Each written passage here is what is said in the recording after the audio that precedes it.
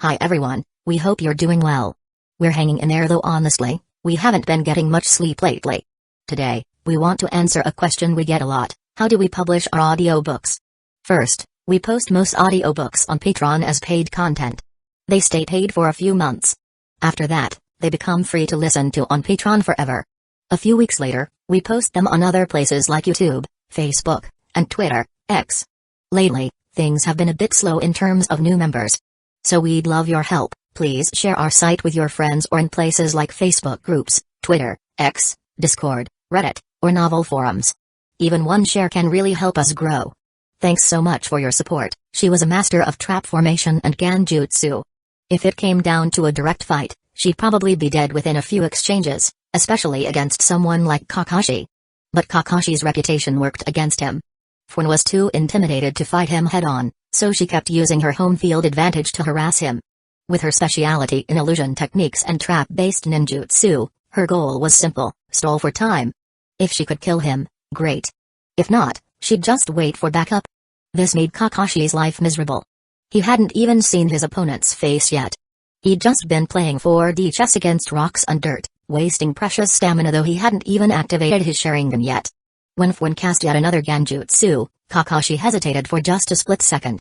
Taking advantage of this, she quickly sketched a new formation on her map, summoning several stone projectiles that rained down on Kakashi. But, a shadow clone? Fun's eyes widened in shock. When did he? As she frantically searched for the real Kakashi, his voice suddenly whispered in her ear. The moment I fell into your first pit trap. By the way, my students have been watching me struggle for quite a while. The last thing she saw was a flash of lightning. Chapter 252. Lead Sasuke's situation was interesting. He was about to be kissed. A red-haired woman in a crimson outfit sauntered towards him, her gaze aggressive and predatory. It's rare to meet such a handsome young man. How about it? Want to become part of my collection? Sasuke pulled out a kunai. That look in her eyes, was it killing intent? No. It felt different from the enemies he had faced before. The woman, Fubon, twirled a lock of her hair and chuckled. Oh my, don't be so cold. How do you like it? I mean, a kiss. Fubon wasn't just captivated by Sasuke's looks. She had a jutsu Shikigami kiss that allowed her to drain an opponent's chakra through a kiss, leaving them as nothing more than a husk. And as she mentioned, she collected corpses, using them to acquire various chakra natures. Even if she suffered fatal injuries, it only meant losing a body she would simply switch to another. Her true form, however, was her hair.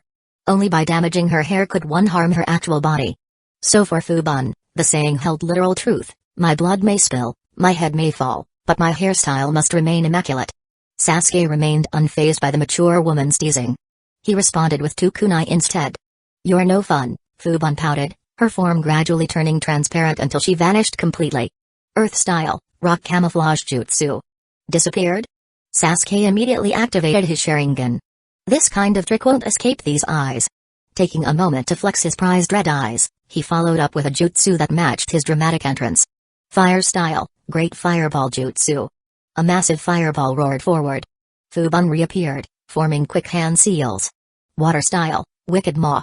A surge of water, shaped like a serpent, spewed out, extinguishing the fireball. She smirked. So you're a fire type, huh? Lucky for you, Big Sis here has the perfect counter. Sasuke, unimpressed, narrowed his eyes. That's supposed to be a water style? Looks like something Kakashi would teach. Something was off. Through his Sharingan, he could see that her chakra changed entirely with each technique she used. And when he had subtly tested her with a Genjutsu earlier, she showed no reaction at all. If that's the case, Sasuke decided to probe further. Fixing his Sharingan on her, he wove a new jutsu. Lightning style, Chidori Senbon. Dozens of electrified Senbon shot toward Fubon. She remained calm. Wind style, Battle Dance. A small cyclone materialized, scattering the Chidori Senbon before they could reach her. What a pity. She teased. Wind style just so happens to counter lightning style too. Sasuke scoffed. This wind style was nothing compared to Naruto's. And now he was certain every time she switched elements, her chakra signature completely changed as if she were a different person. In that case, release. Sasuke placed his hand on the seal on his forearm, summoning his lightning blades. In a flash of lightning, a diagonal slash appeared across Fubon's chest. Shikigami rebirth. Immediately, she abandoned the wounded body and switched to another. The fresh body was completely unharmed, She lashed out with a kick. Losing one body is fine. I'll just take yours as a replacement. Sasuke dodged the strike and retaliated. His right hand blade stabbed into her abdomen, while his left hand blade slashed off a portion of her hair. Fubon screamed in agony. Her hair extended and coiled around Sasuke's neck and limbs, tightening to strangle him. You actually dared to harm my hair. Chidori current. A surge of electricity erupted from Sasuke's body, burning the hair to a crisp. He smirked, Shinigami style. Humphrey. I've already figured out your jutsu. Your body changed 4 times, but your hair remained the same. That means your hair is your true form. He mentally added, and your hair jutsu is nothing compared to Naruto's stupid Rasen Shuriken. Fubon's screams grew weaker as the electricity continued to incinerate her hair. Satisfied, Sasuke sealed away his lightning blades. Remembering Naruto's habit of finishing the job, he spat out a fireball jutsu, reducing the scattered hair on the ground to ash. Then, he looked up toward the wall. Have you all seen enough? He called out. He had noticed his teammates watching from the start. And since none of them interfered, he had no complaints.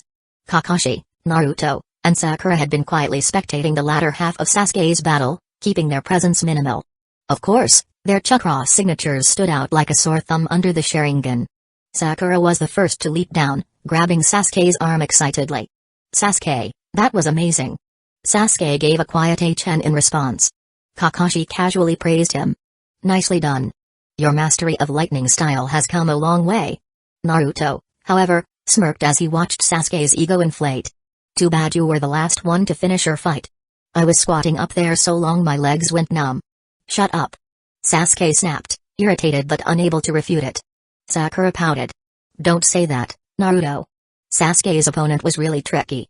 Naruto pointed at Sakura, still clinging to Sasuke's arm, and rolled his eyes. Wow, Sakura, you totally ditched us for Sasuke. What? That's so unfair. Don't make it sound like that. She protested, but she still didn't let go of Sasuke's arm.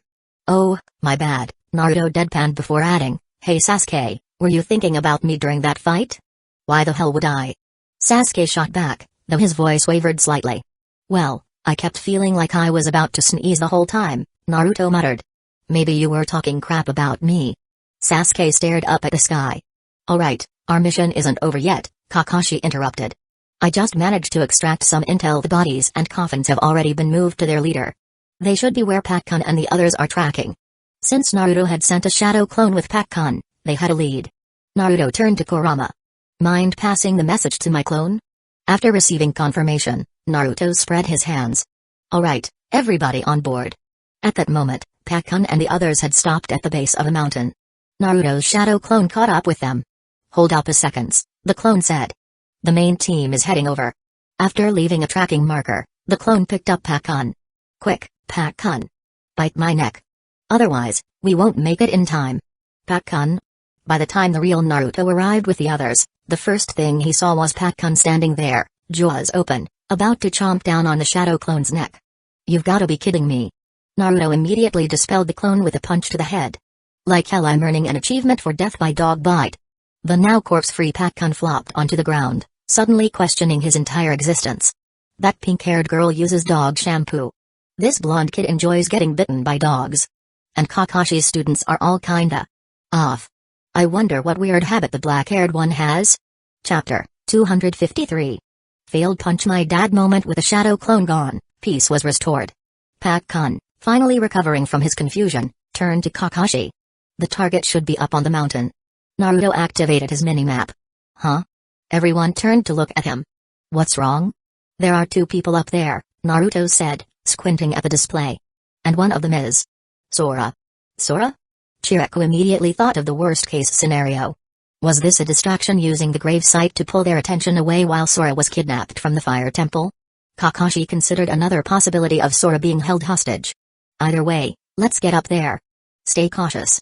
With Team 7, Chiraku, and Pakkun, 5 people and 1 dog, they carefully made their way up the mountain, moving in stealth. But what they found wasn't what they expected. Sora was lying on the ground, unconscious. Beside him, a bonfire flickered. Sitting nearby was a white-haired man, casually eating a roasted sweet potato. 4 coffins were arranged in a neat row, each one marked with a kanji ao, blue, byaku, white, shu, vermilion, and gen, black. The man, despite a new scar on his face, was instantly recognized by Chiriku. Kazuma? Impossible. As one of the 12 guardian ninjas, Chiriku had worked alongside Kazuma for years. Even though they had parted ways due to ideological differences, he clearly remembered that Kazuma had been killed by Asuma. Kazuma paused mid-bite, lowering his roasted sweet potato. "Come out," he said lazily. Chiriku didn't hesitate, stepping forward and demanding, "Kazuma. You're alive?" Kazuma laughed. "My goal hasn't been achieved yet. Why would I let myself die so easily?" His gaze then swept over the others. "Looks like my subordinates failed." Chiriku's eyes landed on the 4 coffins, his face clouding with grief. "Kazuma, are you really going through with this? You would go so far as to desecrate the corpses of our fallen comrades?" Kazuma's expression was resolute. "I have only one goal in life, to build a strong and prosperous fire country ruled directly by the daimyo. I cannot allow 2 rulers to exist." Kazuma believed the Hokage was an unnecessary existence. In his mind, all ninjas should serve the daimyo directly, without Hidden Leaf Village acting as a middleman. As for these 4, their jutsu are too valuable to waste. I know they would gladly give their strength to serve the fire country. Chiriku clenched his fists. "I will not allow this." "You're as naive as ever," Kazuma scoffed. "Too bad you're not going to get the chance to stop me. I still need a bit more time to finish the resurrection. And judging by your stance, you're not planning to let me have it." Without hesitation, Kazuma lifted his staff and pressed it against Sora's stomach. "What are you doing? Sora is your son. This has nothing to do with him." Chiriku shouted. Having watched over Sora for years, he genuinely cared for the boy. Kazuma's voice was chilling. "It has everything to do with him. Sora was born for this very moment. He will kill you all and then he will destroy Hidden Leaf Village." Everyone stared at him, dumbfounded. Kakashi slowly pulled up his headband, exposing his Sharingan with a deadpan look. Sakura glanced at Naruto, silently asking for confirmation. Sasuke deactivated his Sharingan, his expression screaming, "Are you an idiot?" Naruto. "Oh, this is perfect. Good thing Sasuke had restored Sora's seal back then. Go ahead. Unlock it," Naruto thought smugly. "I wanna see what exactly you think you're releasing." The others didn't have such an exaggerated reaction, but they all had a similar thought. Kurama, however, was furious. "This bastard thinks he can just make another me? Who does he think he is?" Kazuma didn't notice their reactions, he was too focused. "Unseal." Gathering chakra in his hand, he slammed it onto Sora's stomach. For a second, Sora's body convulsed. A surge of purple chakra erupted from him. His eyes snapped open as he sat up, overwhelmed by the sudden power coursing through him. Kazuma grinned. Ha ha ha, then he froze. Something was off. That chakra. The color was wrong. Sora, now fully awake, recognized his kidnapper. Without hesitation, he launched a wind-style, beast wave palm straight at Kazuma. A blade of wind slashed toward him. Kazuma took 2 quick steps back, swinging his metal staff in a wide arc to disperse the attack.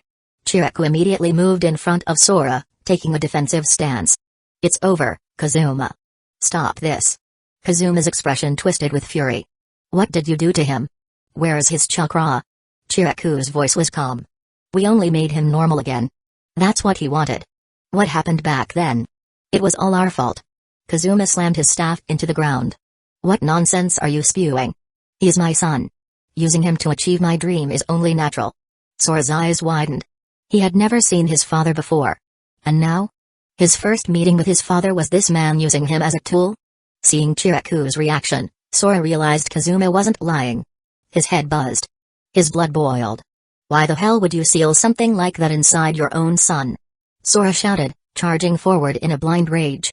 "Because of you, I suffered my whole life. People feared me. No one wanted to be my friend. I had to train every day just to be acknowledged. Why?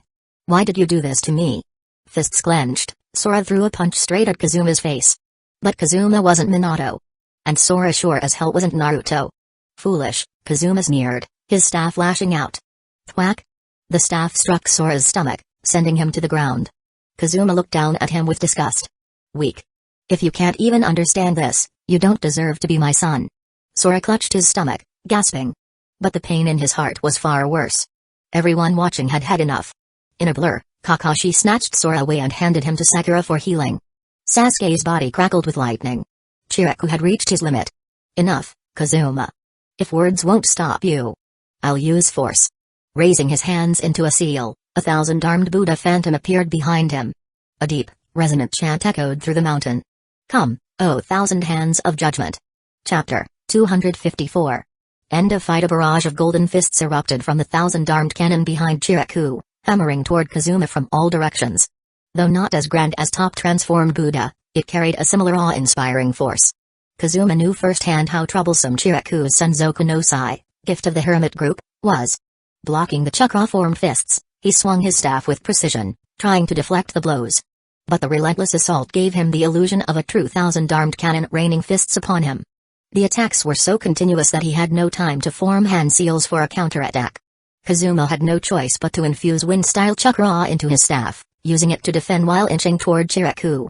He understood that to counter this technique, he had two options: endure it and attack Chiriku directly. Stall until Chiriku's stamina gave out and he could no longer sustain the jutsu. However, Chiriku was fighting with anger this time. He wouldn't stop so easily. Kazuma gritted his teeth and forced his way forward, but a single mistake led to a devastating punch landing squarely on his face. His advance halted. If he didn't act fast, his weak points would only multiply. Making a desperate decision, Kazuma abandoned his defense. He swung his staff hard, its tip suddenly extending like a meteor hammer, whipping toward Chiriku's face. Chiriku, seeing the incoming strike, remained completely unfazed. His brow furrowed slightly as the thousand-armed cannon shifted its golden hue, turning deep red, transforming into the fierce-eyed Vajra. The extended staff bounced off its formidable aura, and in response, the thousand fists turned crimson, raining down upon Kazuma in an even more ferocious flurry. It almost looked like Luffy's Gatling gun, except each punch was chakra-infused and divine in nature. By the time it was over, Kazuma lay battered on the ground, bruised and bloodied, unable to rise. His staff had long been flung aside. Chiriku had held back. No matter how much he despised Kazuma's actions, he couldn't bring himself to kill him in front of Sora. Had it been anyone else, they would have been beaten to death. Lowering his stance, Chiriku stepped forward. "Come back to the fire temple with me, Kazuma." Kazuma coughed weakly, blood staining his lips. "If you think you can change my mind, you'd be better off killing me." He was a man of extremes. Years ago, he risked everything for an ideal, and even after failing, he had spent over a decade preparing for his revenge. Chiriku was a warrior monk, not a talker. His persuasion skills were non-existent. He could only say stiffly, "At the very least, you're still Sora's father." Kazuma laughed hoarsely. "Ha! What right do I have to be called a father?" He closed his eyes, refusing to say another word. Sora, fully healed, stood awkwardly nearby, unsure of how to feel. This was a family business, and Kakashi's team had no reason to interfere. Their mission was to capture the grave robber, and that was already complete. In the heavy silence, Naruto strolled over nonchalantly. Without hesitation, he began working on Kazuma's body, swiftly weaving a series of intricate sealing formulas with practiced ease. Soon, Kazuma's exposed skin was covered in black sealing scripts, except for his face, neck, and hands, places usually left visible. Kazuma, though too exhausted to protest, was bewildered by the thoroughness of Hidden Leaf Village's security measures. But before he could say anything, the suppression overwhelmed him, and he coughed up blood before passing out. Naruto clapped his hands in satisfaction. "If he can still pull some tricks after this, I'll admit defeat." Then he called out, "Sakura, check on him. Don't let him die just because he's badly injured." Sakura walked over instinctively but elbowed Naruto before beginning her medical jutsu. "Do you even care about the mood right now? And why the hell did you use so many sealing techniques?"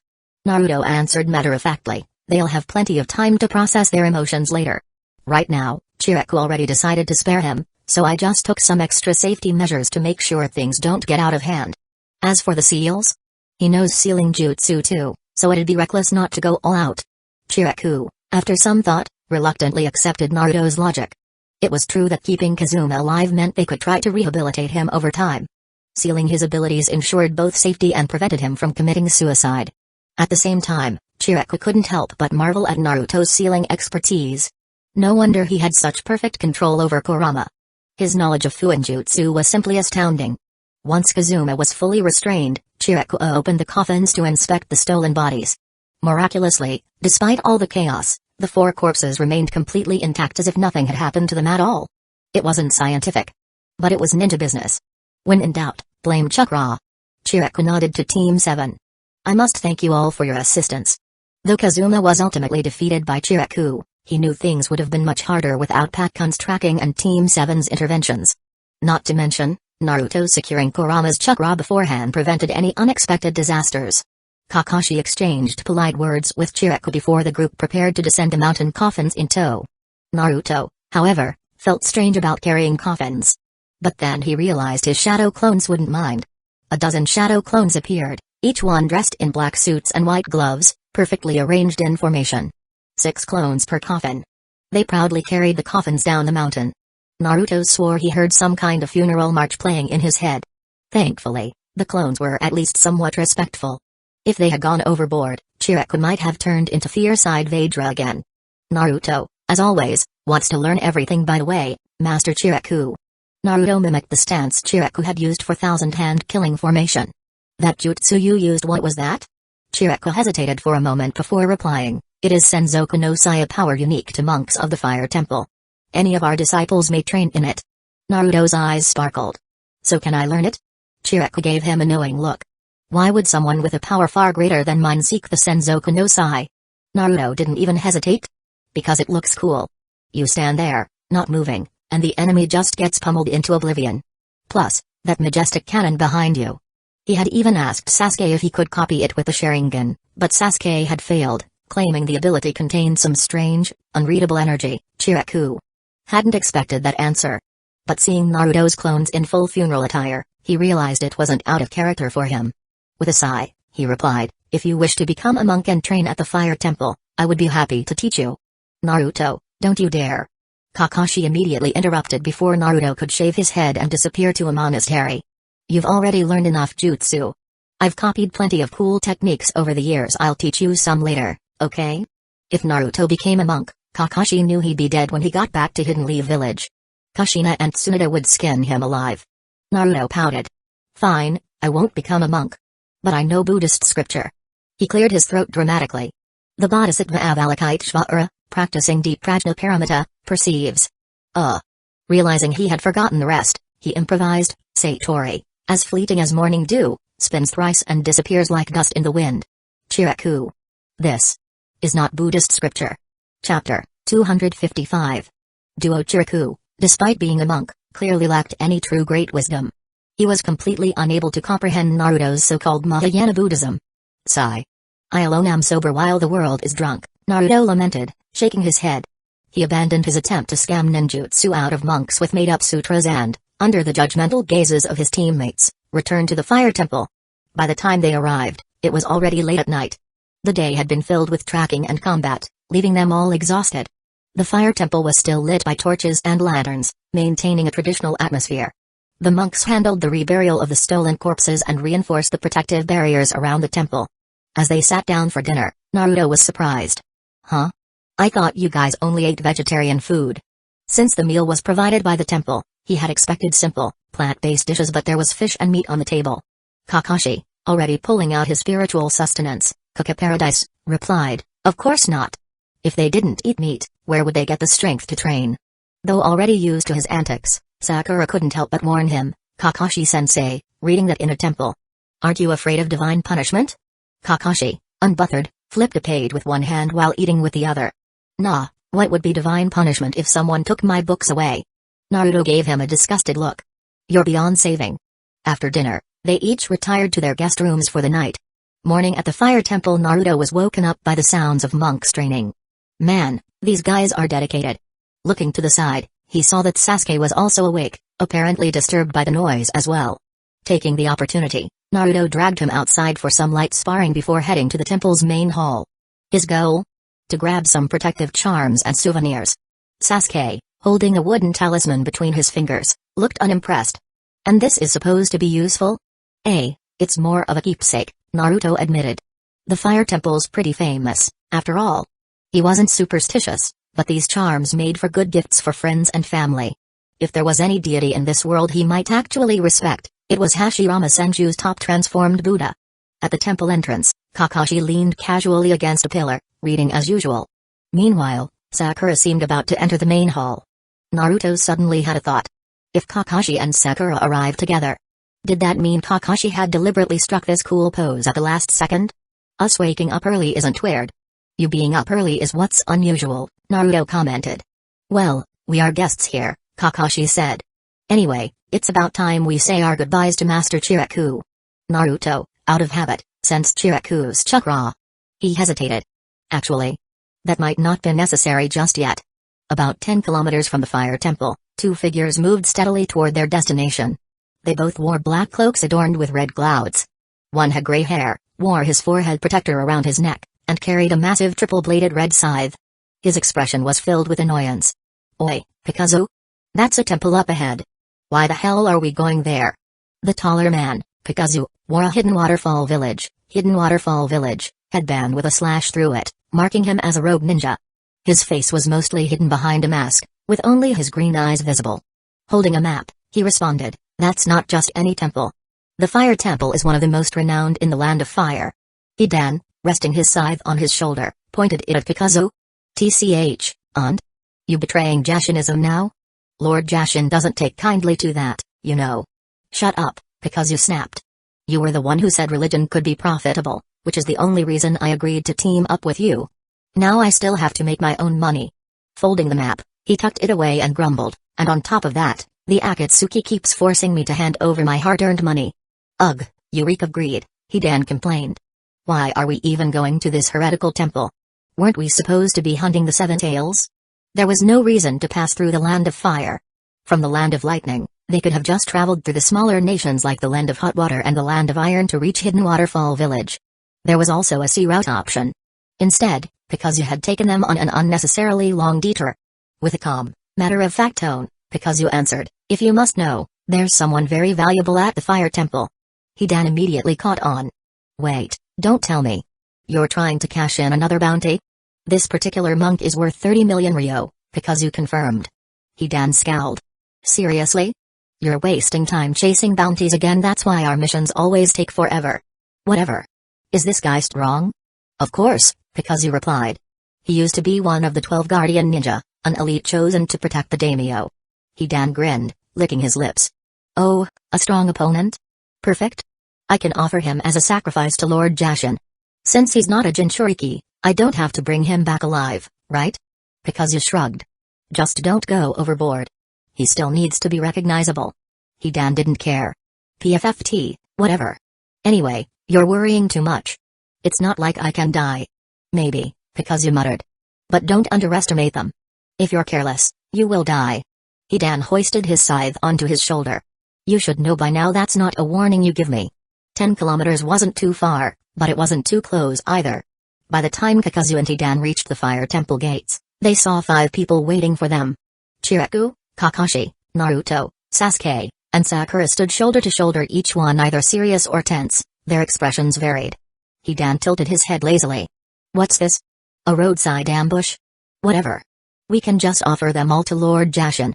"Don't be careless, Hidan," Pikazu warned. He recognized the faces immediately.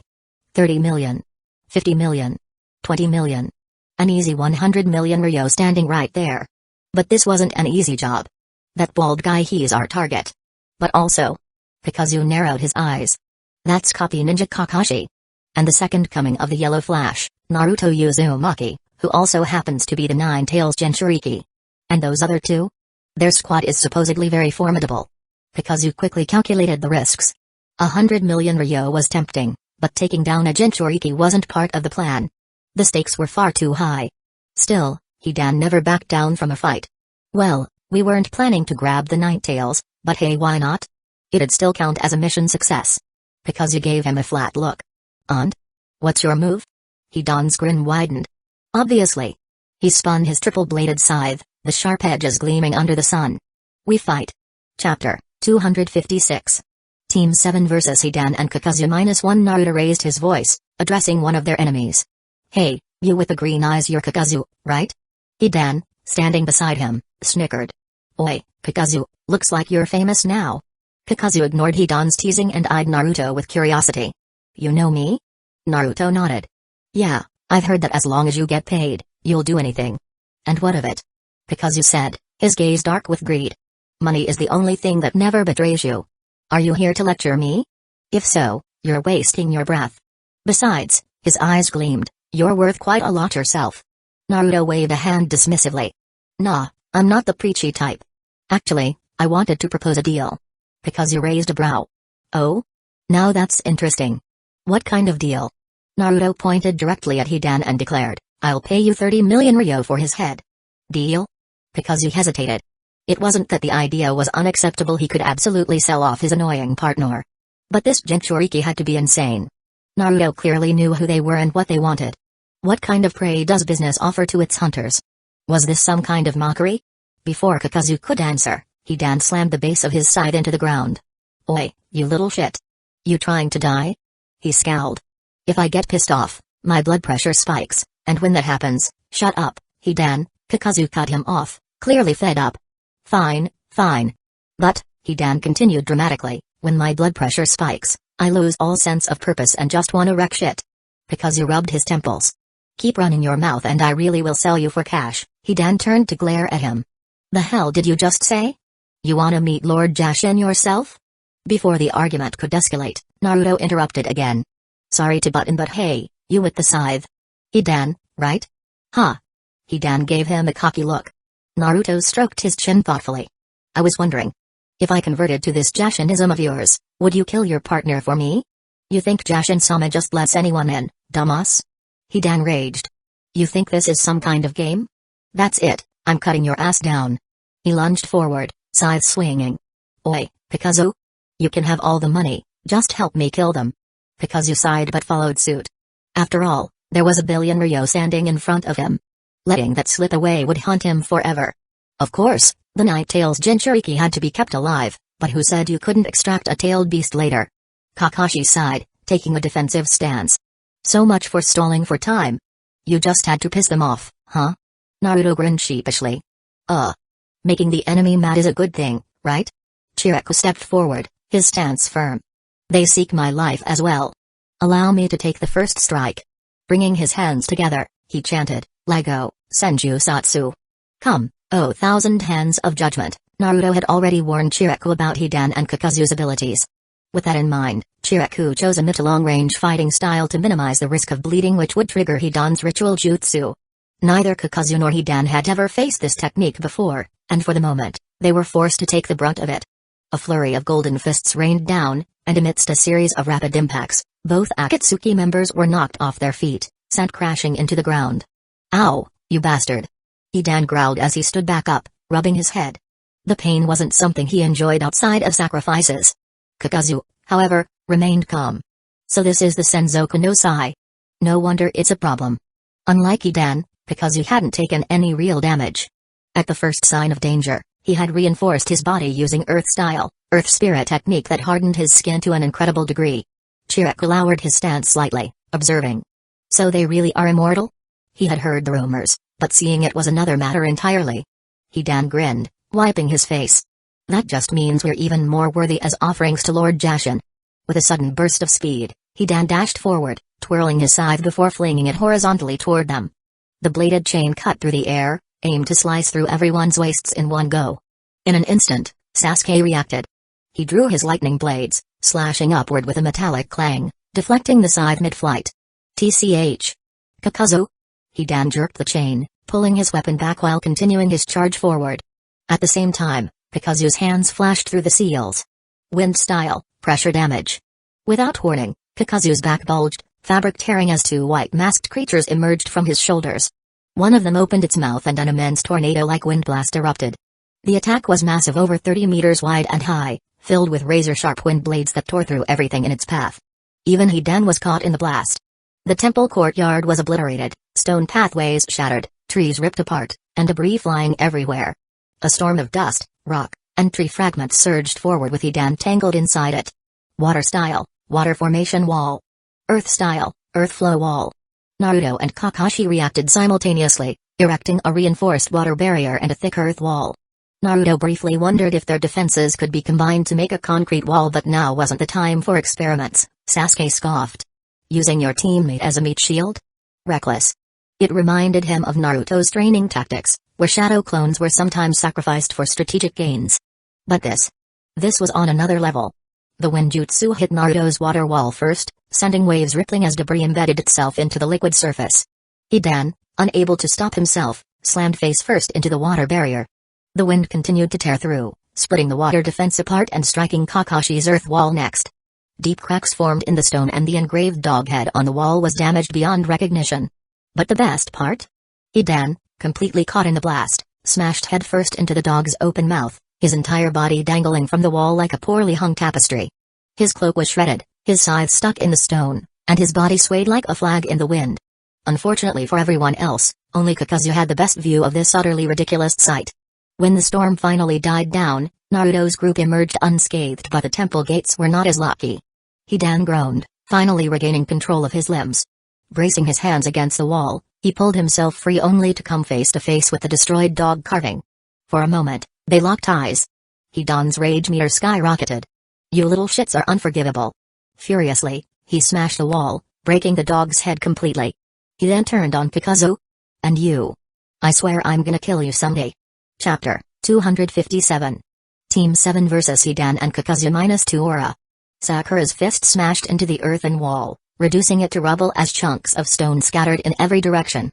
Die. Above her, Aizen had already leapt, gripping his scythe with both hands, ready to cleave into her back.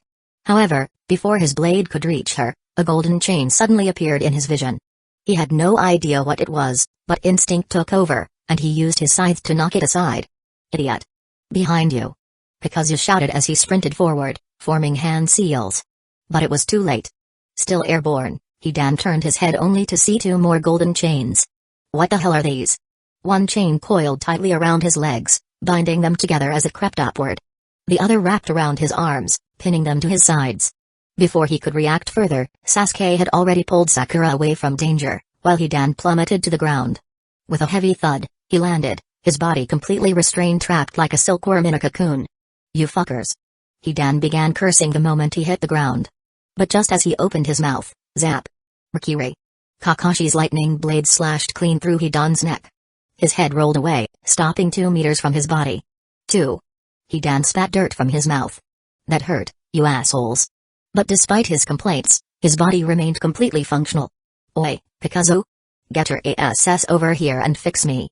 For some reason, Naruto felt like Aizen's voice had a hint of spoiled brat in it. Kakazu wanted to help, but before he could move, Chiraku's fierce-eyed Vajra form landed 2 heavy blows on his face. The unexpected attack disrupted his jutsu, making him miss the perfect moment to save Aizen. Naruto's business plan: Aizen expressed delivery. Sakura picked up Aizen's severed head, turning it from side to side. "Still alive, huh? This completely defies medical science." Meanwhile, Naruto had already created 2 shadow clones, pointing at Aizen's body and head. "Alright, pack him up. Let's ship him to Hidden Leaf Village." One of the clones, Naruko, eagerly took Aizen's head from Sakura. Then, she had a brilliant idea. Her hands itched with mischief. Tossing the head lightly into the air, she lifted her foot, and began juggling it like a hacky sack. "Little ball game, kick it high. Million blooms, count to 21. Aizen's head bounced up and down with each kick, his voice cutting in and out mid-curse. "That hurt, you bast, oi, my no, my eye, you little shi." Chiraku, who had just been in the middle of fighting Kakazu, hesitated. Kakazu, who was supposed to be blocking attacks, also froze for a second. Naruto's entire team. They all just stared. Only Clone 001, who had been lifting Aizen's body, looked absolutely delighted. "Damn, Naruto. That's genius. Let me try." Naruto grinned and punted Aizen's head through the air. "Catch. Got I, 001's expression of excitement turned to horror as pain shot through his body. With a howl of agony, he collapsed to the ground. Everyone turned to see, Aizen's mouth had clamped down on 001's toe. "You little fucker. Die." Aizen snarled. With a crunch, he bit down, severing the toe. 001 let out a tragic wail before vanishing into a puff of smoke. Inside Naruto's seal, Kurama fell over laughing. "Bah-ha-ha-ha-ha-ha. This is the most entertaining mission yet. That dumb clone really just got killed by a toe bite. Absolute comedy." Naruto, however, was mortified. The pain from the severed toe was bad enough. But dying that way? Embarrassing. "Alright, Naruto, stop screwing around," he begged. "Just get him to Hidden Leaf Village, please." Naruto stuck out her tongue but finally took the mission seriously. Grabbing Aizen's body and head, she vanished in a flash. Kakazu, who had just recovered from the beatdown, turned his head. "Aizen, stop wasting time," and his eyes widened. Aizen was gone. Vanished. Gone from the battlefield. Seeing Chiraku stop his attack, Naruto took out a dozen flying thunder god kunai and tossed them into the air. The kunai arced before falling toward Kakazu's surroundings. Kakazu immediately recognized the tactic. That technique. His mind raced as he recalled his intelligence reports. Flying thunder god. And the technique that took Hidan. This is Tobirama and Minato's jutsu, isn't it? I won't let you use it. Before the kunai could land, Kakazu spun in place, activating his jutsu. From the two masks on his shoulders, multiple blasts of wind erupted, knocking all the kunai far out of range. Some were sent hundreds of meters away, disappearing into the forest. Seeing this, Naruto dramatically widened his eyes and gaped. Oh no! He saw through my plan. Unfortunately. His acting was atrocious. Naruto, that's the worst fake reaction I've ever seen, Sakura deadpanned. Even Sasuke looked unimpressed. This idiot is our team's strongest. Kakazu, meanwhile, felt proud of himself. He had successfully countered one of Hidden Leaf Village's most dangerous jutsu. Your jutsu may be powerful, but in terms of experience, you are far beneath me. He looked over Team 7, eyes narrowing. Seeing your headbands, he mused, reminds me of the first Hidden Leaf Village ninja I fought, the first Hokage, Hashirama Senju. But to his disappointment, none of them reacted. They didn't even look surprised. Naruto crossed his arms, unimpressed. So? I fought the fourth Hokage. The rest of Team 7 turned to him in mild awe. Wait, your water style is that strong? Sasuke questioned. The fourth Hokage is a speedster, how did he not dodge? Even Chiraku seemed intrigued. Kakazu, however, felt his blood pressure rise. You idiot! He raged. The fourth Hokage was your father. That doesn't count. Kakashi sighed, rolling his eyes. He had seen that exact fight with his own eyes. Naruto's so-called water-style attack had been him sitting on Minato's shoulders, peeing on his head. And Minato had been forced to bathe immediately afterwards. It was not a jutsu. And it was definitely not something to brag about. I should probably not correct him, Kakashi decided. Naruto is a vengeful little brat sometimes. Kakazu knew he had failed to intimidate them. Still, a billion ryo was at stake.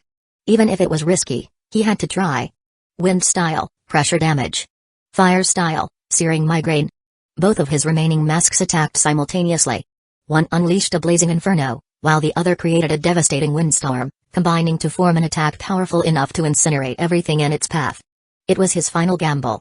Would it succeed? Chapter 258. Team 7 vs Hidan and Kakazu -3. The best way to counter this attack would be to dodge the worst. It would damage the fire temple's main gate and part of the walls. But Naruto refused. What kind of shonen protagonist dodges when an enemy initiates a beam clash?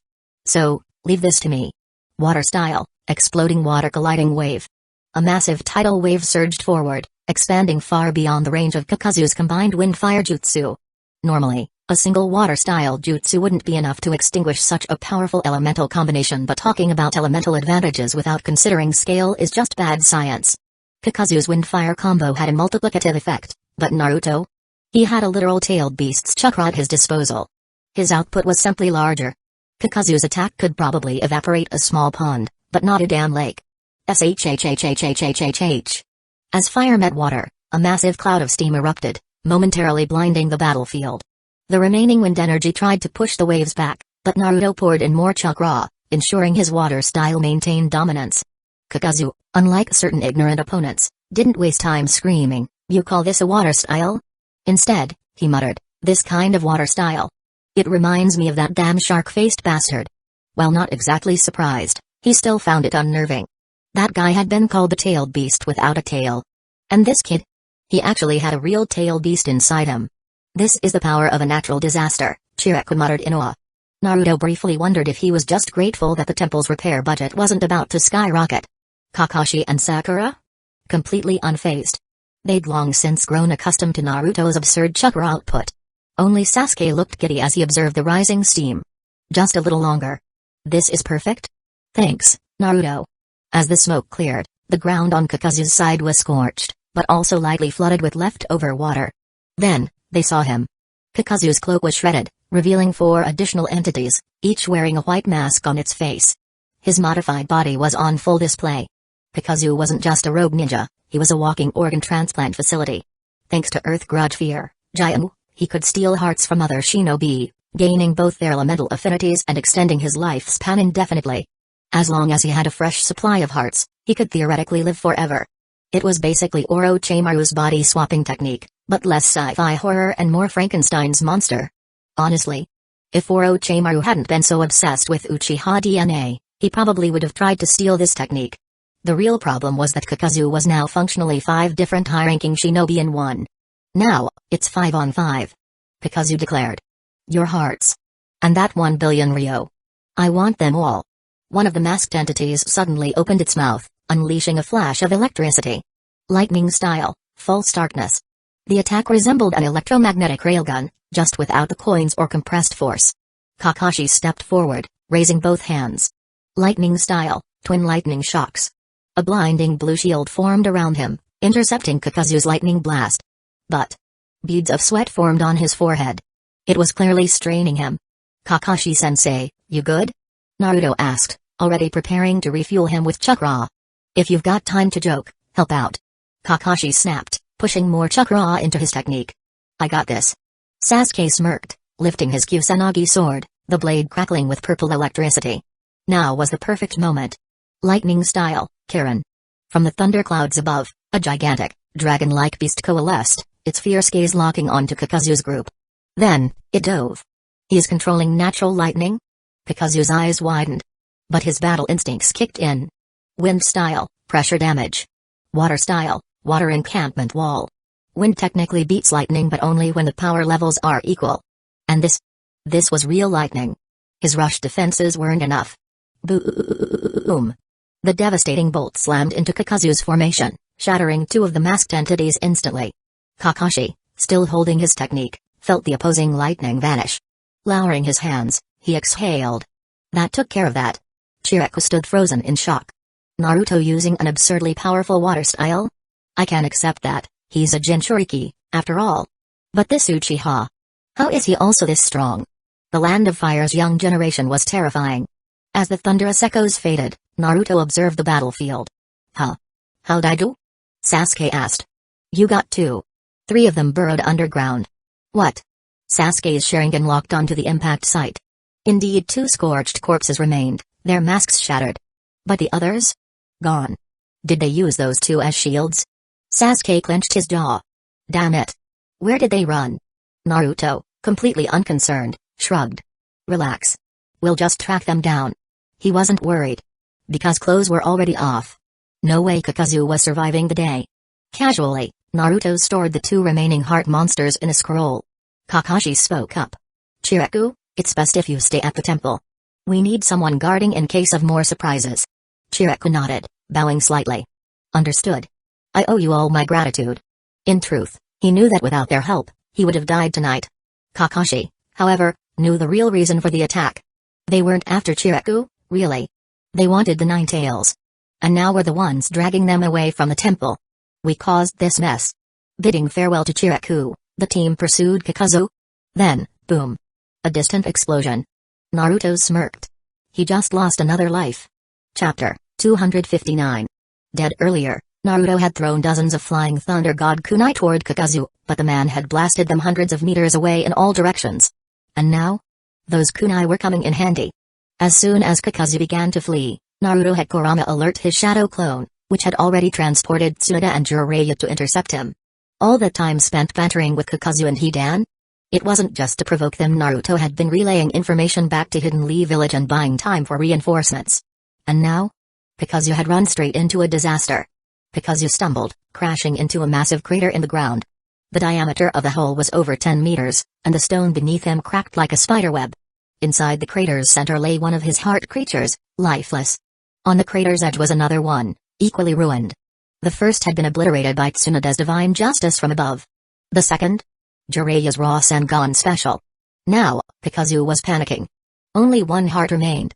It was his Earth-style heart, meaning he could still use Earth Spear for defense, but at this point, there was no guarantee he could withstand another Tsunoda punch. Kakazu was facing the greatest crisis of his life, comparable only to that one time he had been dumb enough to try and assassinate Hashirama Senju. If he still had 2 hearts, he could afford to take risks. But with only one left? He was done playing. Kakazu fully transformed, his arms splitting apart, black tendrils writhing and expanding behind him like a monstrous peacock. Even his mouth was filled with those same grotesque black tendrils. This form allowed him to attack from long range, using his detachable limbs like rocket fists while also keeping his distance. His new goal was simple: survive. Escape. Live to make money another day. But then, more reinforcements arrived. Team 7 arrived at the battlefield, fanning out to cover all possible escape routes. Naruto grinned. Damn, Tsunade and Iro Sage work fast. Tsunade cracked her knuckles. Of course. Jiraiya, however, was more serious. Don't get careless, Naruto. It's not over until it's over. Kakazu scanned his opponents. Tsunade was limbering up. Jiraiya was ready to weave seals. Kakashi's Rikiri was already active. Naruto had a Rasengan the size of a person raised overhead. Sasuke's Kusanagi blade crackled with lightning. Sakura was tightening her gloves. Sasuke's Sharingan spun as he muttered, "The last one is Earth style. Lightning beats Earth. Leave it to me." Kakazu snarled and charged towards Sasuke, his arms hardened to rock, preparing to smash the Uchiha's skull. But at the last second, he changed direction. In an unnatural pivot, he suddenly lunged for Sakura instead. After all, why waste time fighting the opponent with the advantage? Why not go for the weakest one instead? Sasuke was furious. Coward. He lashed out with Chidori Spear, but Kakazu was just out of range. I got her. His earth-enhanced arm hurtled toward Sakura. Sayonara. Sakura didn't dodge. She punched back. What? Crack. Kakazu's entire forearm shattered, not just broken but reduced to gravel. Sakura's fist then collided with his chest. And Kakazu's heart, his last, final heart, was pulverized. I actually. The legendary rogue ninja, who had lived for nearly a century, couldn't even finish his last words before collapsing into nothing. Naruto smirked. I bet he was gonna say, the most painful thing in the world is dying before spending all my money. Tsunade and Sakura did a final check to confirm. And once it was certain Kakazu was well and truly dead, Naruto did what he always did. Loot the corpse. Just to be safe, he used sensory abilities to ensure no extra hidden hearts were lying around. Sakura, nice work. Tsunade grinned. You really are like me. Sakura beamed, eyes crinkling as she happily accepted the praise. It was rare for Tsunade to compliment her outright. Sasuke, that lightning jutsu was you, right? Jiraiya asked. Yeah. If Naruto had been the one asking, Sasuke would have turned away, pretending not to care while secretly enjoying the praise. If Itachi had been the one asking, Sasuke would have blushed, stammered, and prepared for a head pat. But Jiraiya. Someone familiar, but not too close. Sasuke was uncertain how to respond. So he settled for a simple, polite answer. Naruto, however, was feeling ignored. Oi? What about me? No one's gonna compliment me? Jiraiya deadpanned. For what? Having a big Rasengan? Then he whacked Naruto on the head. Ow! Iro Sage, what was that for? Jiraiya crossed his arms. For getting cocky before the fight was actually over. Naruto dodged a second slap, hopping aside. Fine, if that's how you wanna be, walk back to Hidden Lee Village on your own. Jiraiya snorted. What, like I've never walked places before? That's not a threat. Naruto, however, grinned deviously. Oh? But have you considered this? He leaned in and whispered into Jiraiya's ear. Jiraiya's entire face changed. Because Naruto had just reminded him that his flying thunder god kunai were scattered across multiple countries. Meaning, if Naruto wanted to, he could teleport him anywhere. Instantly. For research purposes. Jiraiya's mind exploded with possibilities. Hey. Hey. Naruto. Bam. Tsunade fist smacked him straight into the ground. Don't corrupt my little brother, you pervert. Jiraiya lay face down, looking like a flattened frog, a massive lump forming on his head. I'm innocent. Kakashi, meanwhile, let out a long sigh of exhaustion. Well, that's 2 missions successfully completed. Naruto stretched. Actually, Kakashi-sensei, there's one last thing. Kakashi groaned. What now? Naruto patted his stomach. I'm starving. Chapter 260. Disaster strikes. It wasn't just Naruto who was hungry, everyone was starving. Combat was exhausting, after all. The ones cooking lunch. Kakashi and Sasuke. Recently, Sasuke had cheated his way into learning how to cook, and his movements were eerily similar to how his mother used to cook. Thankfully, he hadn't copied her habit of flipping his hair mid-recipe. Sasuke, you're amazing. Sakura rested her chin in her hands, watching him cook with a slightly defeated expression. Yeah, it's impressive. Naruto sat beside her, also observing. But I wonder how it actually tastes.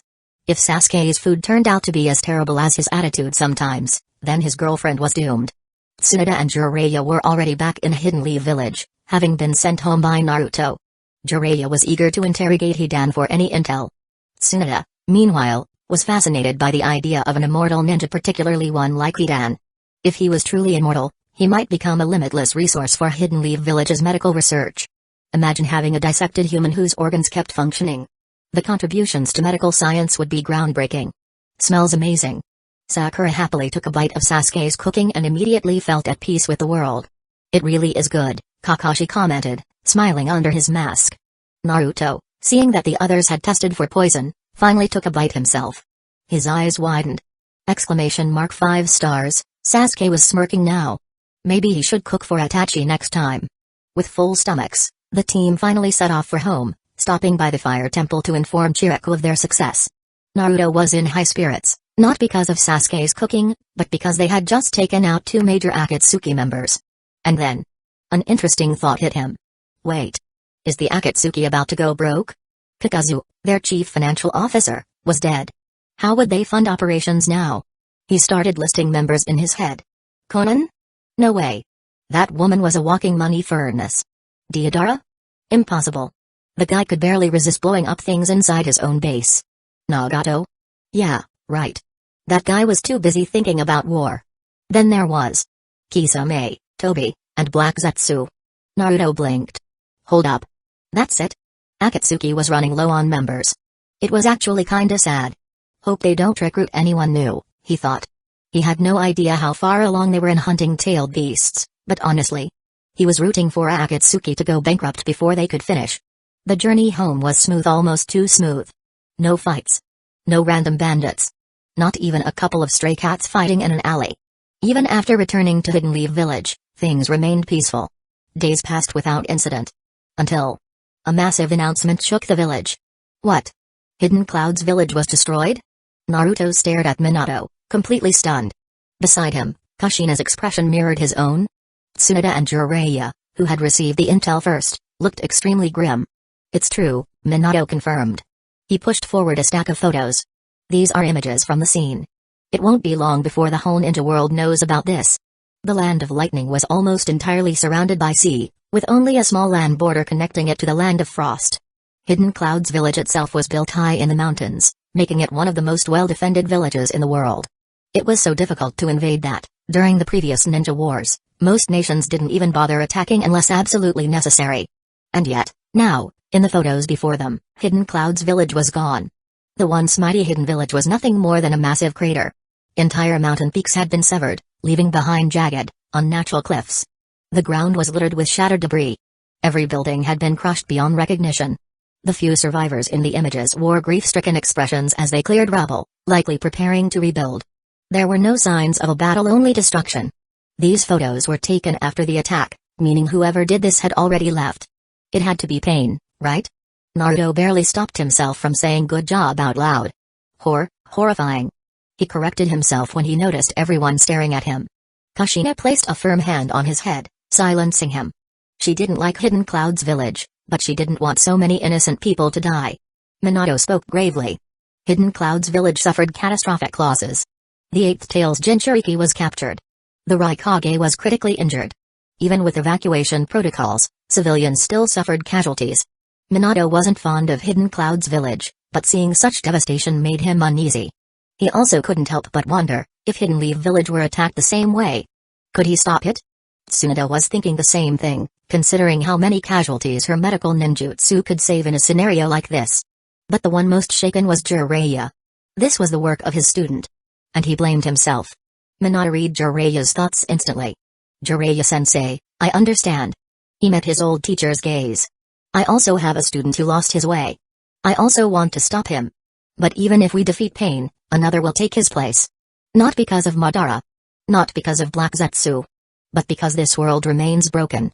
As long as nations continue exploiting smaller countries. As long as resources remain unfairly distributed. Someone like Pain will always emerge. Which is why the upcoming 5 Kage summit will be the first step toward real peace. Naruto was stunned. His dad was actually thinking about production and economics. Is this even the same Minato I know? Jiraiya, meanwhile, clenched his fists in frustration. Seeing this, Tsunade patted his shoulder. Don't look like that. Minato's thinking more clearly than you right now. All we need to do is support him. Wasn't your whole thing about finding the child of prophecy? Maybe it was Minato all along. She smirked. Still doubtful? She crossed her arms confidently. Wanna bet on it? Chapter 261. Pain. Jiraiya thought Tsunade had a point, but betting?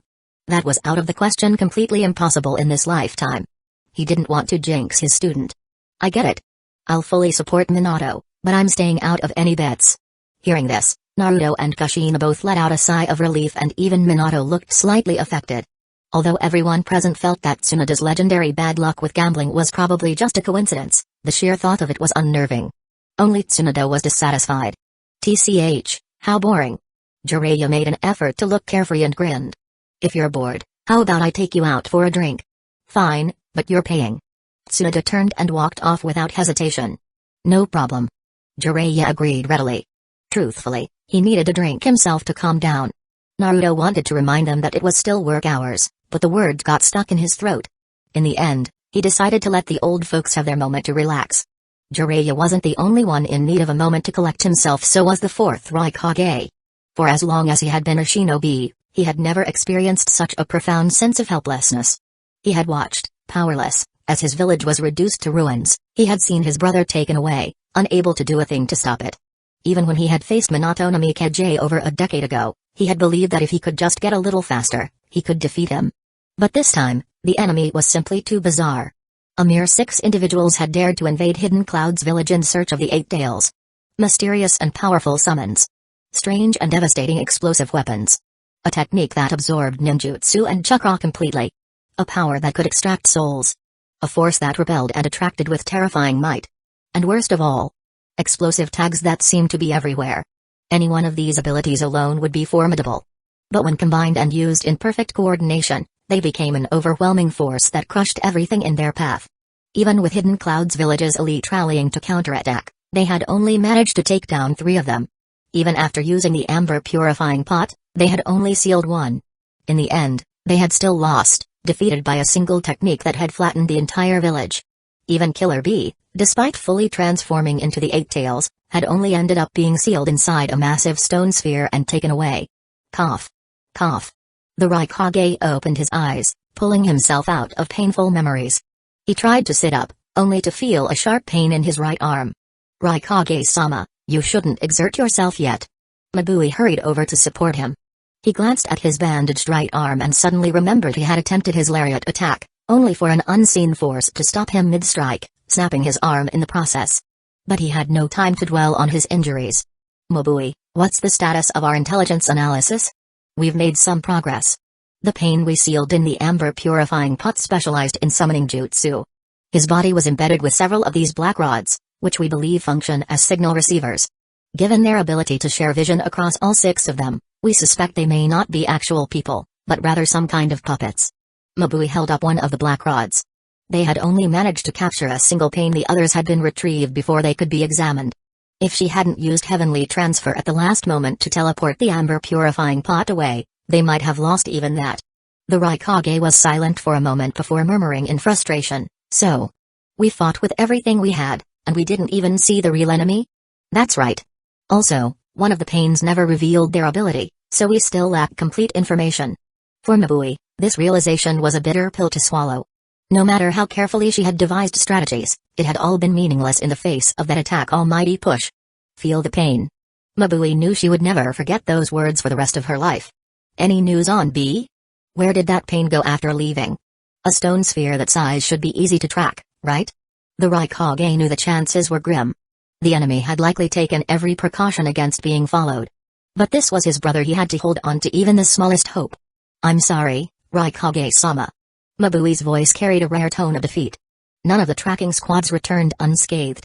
They reported that rocks, flowers, trees, and even the smallest puddles of them could suddenly turn into explosive tags. So. Damn it. The Raikage's left fist clenched. He raised it, about to slam it into the bedside table, but stopped mere inches from impact. Hidden Cloud's village didn't have the luxury of replacing broken furniture right now. Instead, he grabbed a jacket and moved to get out of bed. Mabui quickly tried to stop him. Raikage-sama, your body, it's just a scratch. The Raikage shrugged her off. I need to check on the villagers. You, on the other hand. He looked at her, taking in her exhausted expression and bloodshot eyes. "You've done enough. Get some rest." Mabui protested, "But you should be resting too. You barely slept last night, and the 5 Kage summit is coming up. If you collapse now, the Kage summit?" The Raikage scoffed. "At a time like this, I should be standing in front of my people, giving them strength. Collapse? Listen up, Mabui, anyone else can fall. But I can't. I won't. Because I am this village's Raikage." Mabui stared as his massive hand pressed her shoulder, gently forcing her to lie down. "I won't let the one who did this to our village get away with it." With that, the Raikage turned and strode out, his broad back disappearing through the door. Mabui watched the closed door for a long moment before setting her notebook aside and shutting her eyes. Even after suffering such a crushing defeat, Raikage-sama is still the pillar of this village, still the man who gives us strength. Her heart, filled with days of anxiety, suddenly felt lighter. As long as he's here, we will rebuild Hidden Cloud's village. We will defeat our enemies. With that thought in mind, the exhaustion finally overtook her, and Mabui drifted into a deep sleep. Just as Minato had predicted, the destruction of Hidden Cloud's village quickly spread across the shinobi world. People were forced to confront a terrifying reality: there existed a force powerful enough to obliterate a great shinobi village in a single day. Panic gripped the smaller villages. Some feared waking up one morning to find their homes gone. Others worried they might never wake up at all. Fortunately, the 5 great nations soon announced that Akatsuki's goal was the capture of tailed beasts. That revelation offered some relief. "Oh, so they're just after the tailed beasts? Well, that's fine, we don't have any. Except for Hidden Waterfall Village. They're tiny, insignificant little village in a tiny, insignificant little country. Just happen to have the 7 tails. And now their village leader, Shibuki, who just so happened to be the childhood friend of the 7 tails Jinchuriki, Fu, had a massive headache." Chapter 262. Troubles. The leader of Hidden Waterfall Village, Shibuki, stared at the intelligence report in his hands, a deep frown etched onto his face. For years, Hidden Waterfall Village had relied on its unique geographical advantages to maintain a stance of isolation, choosing to remain detached from the shinobi world's conflicts. The Great Ninja Wars? Those were other villages' problems. But this time, things were different. Their enemies had set their sights on the 7 tails Jinchuriki. Yes, Hidden Waterfall Village's location was indeed well hidden, so much so that ordinary shinobi couldn't even find the village's entrance, let alone invade. The problem was, this enemy wasn't ordinary. They didn't need an entrance. And on top of that, there was Fu's reckless personality, which only made Shibuki's headache worse. With a loud bang, the door swung open, and Fu bounced into the room, eyes filled with anticipation. "Shibuki. Can I go outside now?" Trailing behind her, her assigned guards, Hon and Yoro, followed with helpless expressions. "Shibuki-sama, we..." Shibuki waved a hand, signaling that he wasn't blaming them.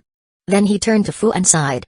"Fu, I told you already you're not allowed outside for the time being. You just asked me the same thing yesterday. But I'm so bored."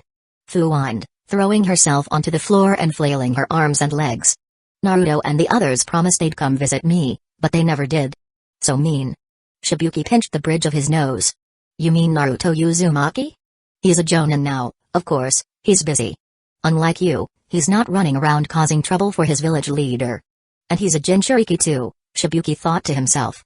Hidden Leaf Village must be keeping a tight watch over him. There's no way they'd let him freely visit another village. I don't care. I'm so bored. I need to go outside." Fu flipped onto her stomach, pounded the floor with her fists, and then rolled from one end of the room to the other and back again like a sulking hamster throwing a tantrum. Shibuki massaged his temples. "Enough, Fu." Suddenly, her eyes lit up as if she had an idea. She sprang to her feet. "Oh, I know. If Naruto and the others won't come visit me, I'll just go visit them in Hidden Leaf Village." "Absolutely not." Shibuki quickly grabbed her by the shoulders, letting out a weary sigh. Fine. There might be an opportunity for you to go outside in a few days. I'll take you with me." "Really?" Fu's eyes sparkled with excitement. "You promise, right? No take-backs." Yes. Just be patient and wait quietly. No more complaining." Satisfied, Fu skipped out of the office, humming to herself. Shibuki gestured toward Hon and Yoro. "Keep an eye on her." "Yes, sir." They nodded in unison, though they both knew it was easier said than done. Meanwhile, in Hidden Stones Village, Onoki was feeling very conflicted. On one hand, he was quite pleased to see the Raikage take a beating. Serves him right for stalling on the 5 Kage summit. On the other hand, He couldn't afford to underestimate an enemy who could humiliate the Rukongai like this. Just then, the door slammed open, and Kurotsuchi barged in. "Hey, Gramps. Is it true what they're saying about Hidden Cloud's village?" Onoki scowled. "How many times do I have to tell you to knock before entering?" But then he sighed and nodded. "It's true. This time, we're dealing with a truly troublesome enemy." Kurotsuchi ignored the scolding and instead smirked. "So Deodaran ended up joining such a powerful group, huh? Think he was the one who did it?" "Don't bring up that brat." Onoki huffed, his mustache quivering in irritation. "That fool wishes he could do something like this. Besides, Hidden Cloud's village is full of lightning-style users. He wouldn't last 5 minutes before they fried him." Kurotsuchi tapped her chin in thought. "So it must have been someone else. But what if they come for us next?" Onoki wasn't completely confident about facing this unknown enemy, but as the Sushi Kage, he couldn't afford to show weakness. "Humphrey. If they come here, I'll obliterate them with a single particle-style attack." Sure, Kurotsuchi responded half-heartedly. Onoki's eyebrow twitched. What kind of reaction is that? Floating upward to meet her eye level, he was just about to give her a proper lecture, when suddenly, his expression twisted in pain. "Ah! My back." Kurotsuchi rolled her eyes. "I told you to stop overexerting yourself." She pulled out a letter and handed it to him. "Here, this came from Mifune in the Land of Iron." The Land of Iron was a rare neutral territory with no hidden village, instead relying on samurai warriors. Many samurai prided themselves on their ability to draw their swords faster than shinobi could form hand seals, making them formidable opponents in certain matchups. Some samurai even looked down on shinobi for their underhanded tactics. Mifune, however, was different. As the leader of the Land of Iron, his status was roughly equivalent to that of a Kage. He had personally fought legendary figures and knew the true strength of shinobi firsthand. His most notable battle had been against Danzō the Salamander, a feat that, while impressive, ranked slightly below someone like Kakazu in notoriety. The upcoming 5 Kage summit was set to take place in the Land of Iron, so Onoki assumed Mifune's letter was related to that. Grimacing as he straightened up, he took the letter and read it. "What's it say?" Kurotsuchi asked, peering over his shoulder. Onoki frowned. "It's a request. The leader of Hidden Waterfall Village wants to observe the 5 Kage summit, and Mifune wants to know if we approve." Kurotsuchi tilted her head. "Hidden Waterfall Village? That secluded little village?" "That's right. Small as they are, they do have the 7 tails." Onoki smirked knowingly. "Looks like they finally realize they can't protect it from Akatsuki and want to ask for help. Are we agreeing to it?" "Of course. The 7 tails is one of Akatsuki's targets. Any extra advantage we can get is worth considering. Besides," Onoki had another idea. "If they needed bait to lure out Akatsuki, they'd never get away with using hidden leaf villages, hidden mist villages, or hidden sand villages Jinchuriki. But hidden waterfall villages? No one would object to that. Hidden waterfall village's opinion? Who cares what a minor village thinks?" The same request was sent to the other villages, and unsurprisingly, there was little opposition. Since it involved tailed beasts, Hidden Waterfall Village had a legitimate stake in the matter. The Rukongai, in particular, had no objections. He had one goal: destroying Akatsuki. If using the 7 tails could draw them out, he'd personally stand guard at Hidden Waterfall Village's gate if he had to. Meanwhile, Akatsuki was busier than ever. With fewer members, extracting tailed beasts was taking longer than expected. Once they finished sealing the 8 tails, Nagato would have to repair the damaged panes, as well as create a new animal path to replace the one they lost. And on top of that, their outsourced work with the mercenaries hadn't progressed at all. They'd have to send someone to check in. They wouldn't have just taken the money and run. Right? Chapter 263. Door closed. The mercenaries hadn't run away. As professional hired hands, they valued their reputation more than their lives.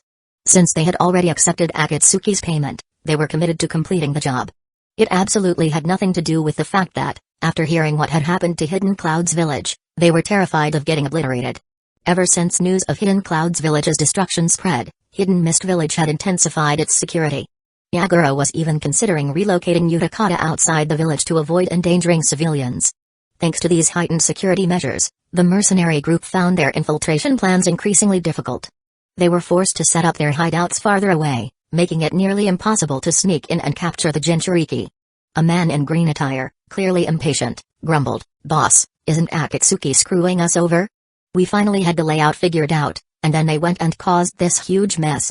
Now Hidden Mist Village's defenses are completely different. How are we supposed to act now? Should we just refund their money and call it quits?" The one in purple, clearly annoyed by his hot-headedness, retorted, "Easy for you to say. This job pays big. If we quit now, are you going to cover my share?" The green-clad man scoffed. "In your dreams." "Enough," the red-clad leader interrupted. "It's clear they won't be moving the Jinchuriki anytime soon. Let's wait until after the 5 Kage summit. In the meantime, we'll take turns keeping watch and increase our surveillance with more insect scouts to track their movements." The blue-clad member raised an eyebrow. "What if Akatsuki pushes us for results?" The leader smirked. "Then they pay more. They're the ones who made this job harder. Either they cough up extra cash, or they wait a little longer. The most annoying kind of employer is the one who screws up their own mission." With their strategy set, the 5 mercenaries reluctantly returned to their positions. Hidden Mist Village wasn't the only village stepping up its defenses. Hidden Leaf Village was also on high alert. Even Naruto had been dragged into helping the barrier team enhance their defensive and sensory barriers. Every day, he had to recharge Inkrad's energy reserves as well. Currently, Inkrad had been relocated to the southern coast of the Land of Fire, protected by additional concealment and defensive seals. It was designated as Hidden Leaf Village's last resort evacuation site. If a large-scale battle did break out in the village, the Uzumaki Transportation Corps would immediately transfer all civilians and non-combatants to the floating fortress. Losing land is fine as long as the people survive. The land can always be reclaimed. Of course, the ideal scenario was still preventing enemies from reaching the village in the first place, which was why they were strengthening the sensory division's barrier network. Meanwhile, Sakura was nearly a full-fledged medical ninja and had recently been assisting in training field medics. The goal wasn't to turn them into full-fledged medical ninja but to ensure every squad had at least one member with basic battlefield medical skills. Years ago, Tsunoda had suggested that every team include a medical ninja, but Hidden Leaf Village's previous leadership had rejected the idea. After Tsunoda's return, she revived the initiative with Minato and Jiraiya's full support. It was a gradual process. They couldn't just dismantle existing teams or force a shift to 5-man squads. Instead, they identified one member in each squad with decent chakra control and trained them in medical ninjutsu. For the past 2 years, Tsunoda and Shizune had been leading the effort, and now Sakura had joined them. Her current students? Her old classmates included Hinata, Ino, Karen, and Neji. Why is it Neji Nazen representing Team Gay and not Denton? Hinata tilted her head curiously. Ino and Karen also looked at Neji, clearly wondering the same thing. Neji hesitated, looking a bit awkward. Sakura explained, typically, the Kunoichi in each team have the best chakra control, so they're more suited for medical ninjutsu. But Tenten. Ino raised an eyebrow. No way. Tenten learned the Hokage's signature jutsu. Her chakra control can't be bad. Sakura sighed. It's not that her control is bad. The problem is, she has zero talent for medical ninjutsu. She couldn't even pass the basic entry test. The entry test was simple, using a specially designed scroll as a guide. The student had to infuse chakra into a designated area to heal a fish. Those with potential only needed to follow the scroll's instructions carefully to succeed. Tenten, however. For some reason, the moment her chakra entered the fish, it immediately died. It didn't matter if the fish had been clinging to life, it instantly perished the second she tried to heal it. Tenten, unwilling to accept defeat, kept trying. She tried dozens of times. By the end of the day, not only her team, Gay, Neji, and Lee, but even Sakura, who had been supervising, had eaten so much grilled fish that they never wanted to see another one again. Sakura had no choice but to let Neji try. He succeeded on his first attempt. Even Lee and Gay, who were not exactly chakra control experts, could at least avoid instantly killing the fish. Devastated, Tenten had clutched her chest and groaned, "My idol is Lady Tsunoda. I always dreamed of becoming an incredible kunoichi like her. But I have no medical talent at all. And I'm worse than Lee?" Then, with a dramatic sigh, she placed a hand on Neji's shoulder. "Neji, I'm entrusting my dreams to you." Hinata, Ino, and Karen all fell silent, collectively mourning Tenten's shattered ambitions. The Sage of Six Paths opened a door for her. But then slammed a window shut right in her face. "Alright, enough of that," Sakura clapped her hands. "Let's start today's lesson." She cleared her throat and adjusted her stance, mimicking Tsunoda's authoritative posture. For a moment, her entire demeanor shifted. Even Ino, her longtime rival and best friend, felt momentarily intimidated. The lesson went smoothly. As expected, Hinata and Neji excelled in the theoretical aspects. After all, aside from medical ninja, no one understood the human body better than the Hyuga. With their Byakugan's X-ray-like vision, applying it to medical ninjutsu was practically cheating. However, the fastest learner turned out to be Karen. Even Sakura was surprised by how quickly Naruto's seemingly carefree onsen grasped the techniques. Ugh, I'm exhausted. Ino stretched.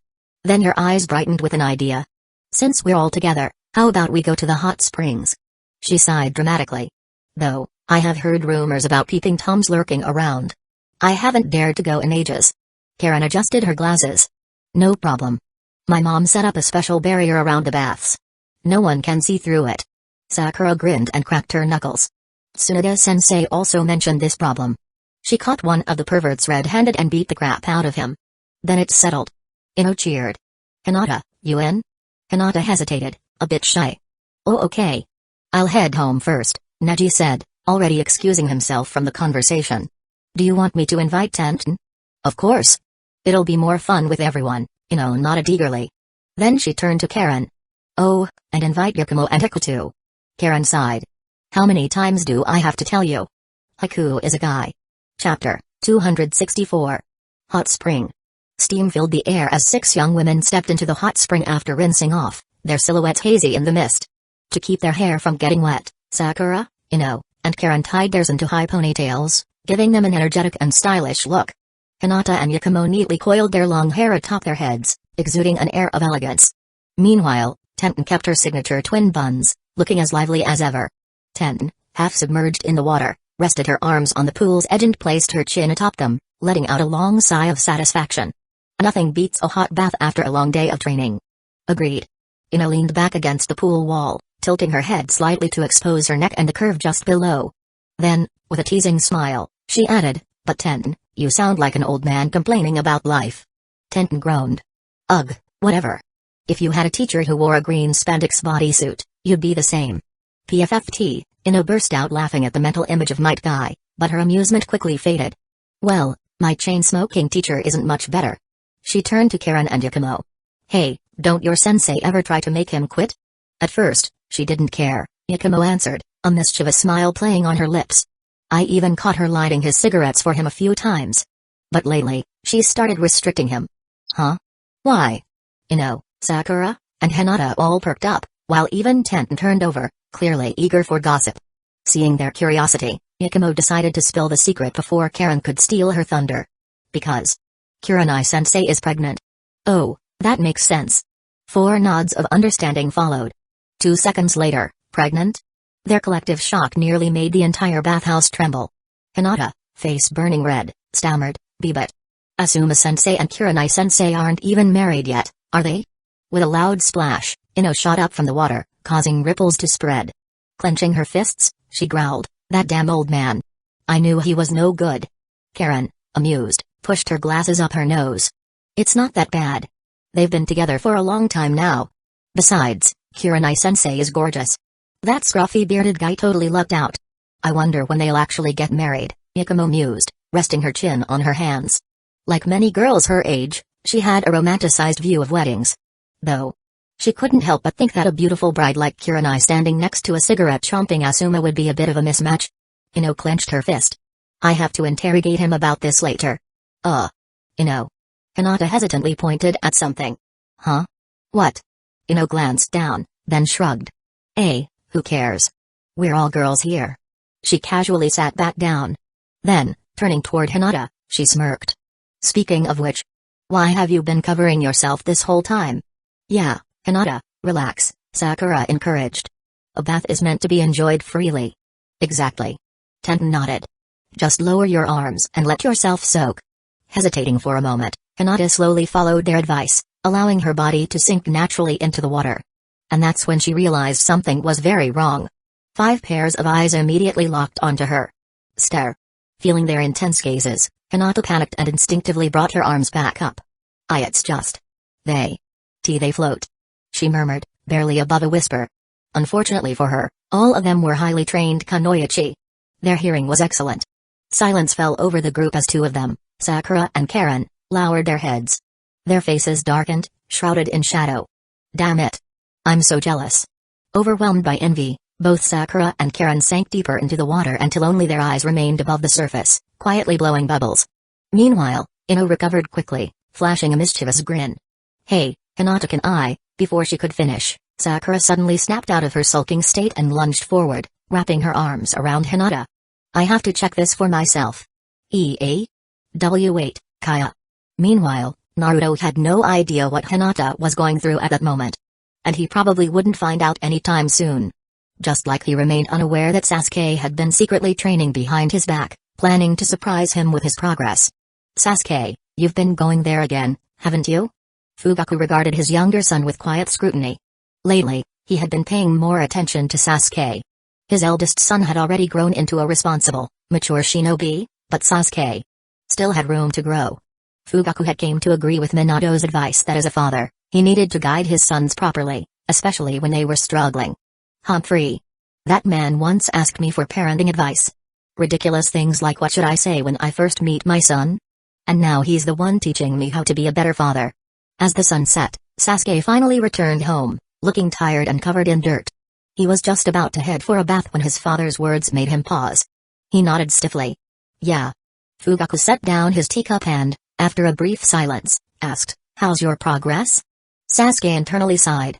If you had waited one more second, I would have left. He answered absently, it's going fine. The truth was, it wasn't going fine. That's why he had been training from dawn to dusk every day. Mastering a new power wasn't easy. But he wasn't going to talk about his struggles unless Itachi asked. I heard that if the training doesn't go well, there could be serious risks, Fugaku said, his voice steady. He had done his research, even consulting Minato and Jiraiya. Of course, he had also told them to keep it a secret that he had sought their advice. Sasuke replied calmly, the White Snake Sage is overseeing me. If anything goes wrong, he'll stop me. Good. Sasuke nodded. I'm going to bathe now. Fugaku gave a slight nod in response. Their conversation was brief. Efficient. But ultimately, kind of pointless. From the kitchen, Mikoto, who had been eavesdropping, nearly stomped her foot in frustration. Why are they both so awkward? Finally, just as Sasuke was about to step out of the room, Fugaku hesitated for a split second before speaking again. If possible. Sasuke stopped in his tracks. What?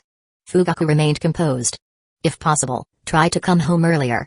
Your mother has been worried about you lately. Sasuke turned slightly to look at him, scanning his father's serious expression. After a brief pause, he nodded. I understand. Chapter 265. Departure. The peaceful days wouldn't last long soon. The 5 Kage summit was approaching. For this trip, Minato's escort consisted of Team 7's 4 members and 6 Sanbu from the Hokage's personal guard. Naruto and Shizui were the official bodyguards, while Kakashi led the others in covert protection. A village's Kage traveling abroad couldn't seriously just bring 2 guards like Danzo did, right? Even Dobirama had taken 6 escorts back in the day, though they ended up being more of a liability. As for Hashirama, when he attended the original 5 Kage summit, he had only brought Tobirama along. But that was because he and his brother were literally unmatched in the world. Kakashi and the advance team had already departed to scout the route and ensure security. Meanwhile, Naruto and Shizui stood behind Minato, watching as people gathered to see them off. Izumo and Kotetsu stood stiffly at the village gates. Although they had previously considered transferring posts, they definitely weren't about to bring it up while their beloved 4th Hokage was personally seeing them off. Asking such a kind Hokage to personally handle their replacement would feel like a crime. The Hokage is already so busy, and we're some of his most trusted guards. How could we burden him with our selfish whims, right, Kotetsu? Exactly, Izumo. We should work even harder and be more responsible. And so, with renewed determination, they continued to guard Hidden Leaf Village's sacred entrance. The 5 Kage summit was no secret, so even ordinary villagers knew about it. Anyone with free time had came to see Minato off, and given his popularity, the turnout could only be described as a citywide event. At the front of the crowd stood his closest friends and allies, Jiraiya, Tsunade, Kushina, and Kimimaro, along with Fugaku and Hayashi, representing their clans. Minato turned to Jiraiya and Tsunade with a solemn expression. Jiraiya-sensei, Tsunade-senpai. I'm leaving the village in your hands. Please take care of Kushina and everyone else. Jiraiya thumped his chest. Don't worry. As long as the Great Toad Sage is here, nothing bad will happen. Tsunade nodded confidently. You can count on us. Kushina, however, pouted. Hey, don't talk like I'm some kind of burden. She flexed an arm, showing off barely visible muscle. I am strong, you know. Yes, my mistake. Minato chuckled, giving her a gentle hug. Naruto, blinking at them, decided to copy his father. He ran up and hugged Hinata, then quickly dashed back to his spot with a cheeky grin, waving at his friends. Hinata sneaked a glance at Hayashi, worried about his reaction. Seeing that his expression remained unchanged, she let out a breath of relief only to turn back and meet the teasing gazes of her friends. Kushina, having watched Naruto's antics, turned back to Minato. You know how reckless Naruto is. Make sure to protect him. Minato smiled. I will. Naruto couldn't take it anymore. Mom. You've got it backwards. I'm the bodyguard here. Kushina grinned. Oh, is that so? Then, Naruto, you better protect your dad. Naruto tilted his head back, staring at the sky. How am I even supposed to respond to that? Minato, meanwhile, took a step forward, raising his voice so the crowd could hear. Well then, everyone. We'll be off. A mix of voices rang out from the crowd. Take care, Hokage-sama. Hokage-sama, don't be too nice to the other villages. They'll take advantage of you. Hokage-sama is so cool. As the villagers cheered, Minato donned his Hokage hat and turned around gracefully, his white and red cloak billowing behind him. The bold letters 4th Hokage fluttered majestically in the wind. Naruto swore he heard the screams of several women grow even louder at that moment. Hidden Leaf Village's #1 back view killer strikes again. And the best part? His front view was just as lethal. Among the crowd, an old man dressed as an ordinary civilian quietly watched Minato's departure. Beside him, Hueco gave him a knowing look. Are you sure you don't want to say goodbye to him in person? Hiruzen Sarutobi shook his head with a small smile. Haha, an old relic like me shouldn't steal the spotlight from the younger generation. Hueco smirked. With the way you're dressed, I doubt you could steal the spotlight. Hiruzen chuckled. Even in my prime, no one could outshine him. Anyone standing next to Minato would pale in comparison. Hueco thought for a moment and said, well, if you ask me, you were quite handsome in your younger days. Is that so? Hiruzen laughed heartily. Well then, let's go. I have a class to teach. And just for fun, he mimicked Minato's dramatic turn, flicking the hem of his robe as he walked away. Hueco burst out laughing. You shameless old man. You're way too old to be trying to look cool. As Minato, Naruto, and Shizue disappeared from sight, the crowd gradually dispersed except for 2 people. Izumo and Kotetsu remained, standing firm. Before leaving, Jiraiya patted them both on the shoulder. Minato has entrusted the village to us. While he's gone, we need to stay sharp. Yes, Jiraiya-sama. They replied in unison. After watching Jiraiya leave, the 2 guards turned to each other, clasping hands dramatically. Izumo, with the Hokage gone, our duty is more important than ever. That's right, Kotetsu. We must uphold the faith Hokage-sama and Jiraiya-sama have placed in us. Smack. Izumo crushed a fly with his palm. Determined, he declared, as long as I am here, not even a single fly will enter Hidden Leaf Village without permission. Kotetsu's eyes burned with passion. Oh. Let me help. And so, for the rest of the day, every visitor at Hidden Leaf Village's gate witnessed 2 grown men jumping around, slapping at imaginary threats. Hey, do you think they caught whatever Gai-sensei and Lee have? SHHH. Walk faster, or we might catch it too. The Land of Iron was located north of the Land of Fire. On foot, it would take about 2 to 3 days to reach. Kakashi and his group remained in the shadows, leaving only Minato, Naruto, and Shizue to travel openly. Dad, have you been to the Land of Iron before? A few times, during missions. What about you, Shizue? Yeah, I've been there a couple of times. So, what do you guys think of their samurai? Minato thought for a moment. Samurai are a lot like shinobi who specialize in taijutsu like Might Gai. They use chakra, but they mainly focus on swordsmanship. Shizue nodded. It really depends on the individual. Some are honorable and humble, others are rigid and stubborn. But overall, I don't have any complaints about them. Minato smiled. That's just our perspective. You should see for yourself and form your own opinion. Naruto's eyes sparkled. Ooh. Do they have any 3-sword-wielding, perpetually lost, meat-loving female samurai? Minato and Shizue. Chapter 266.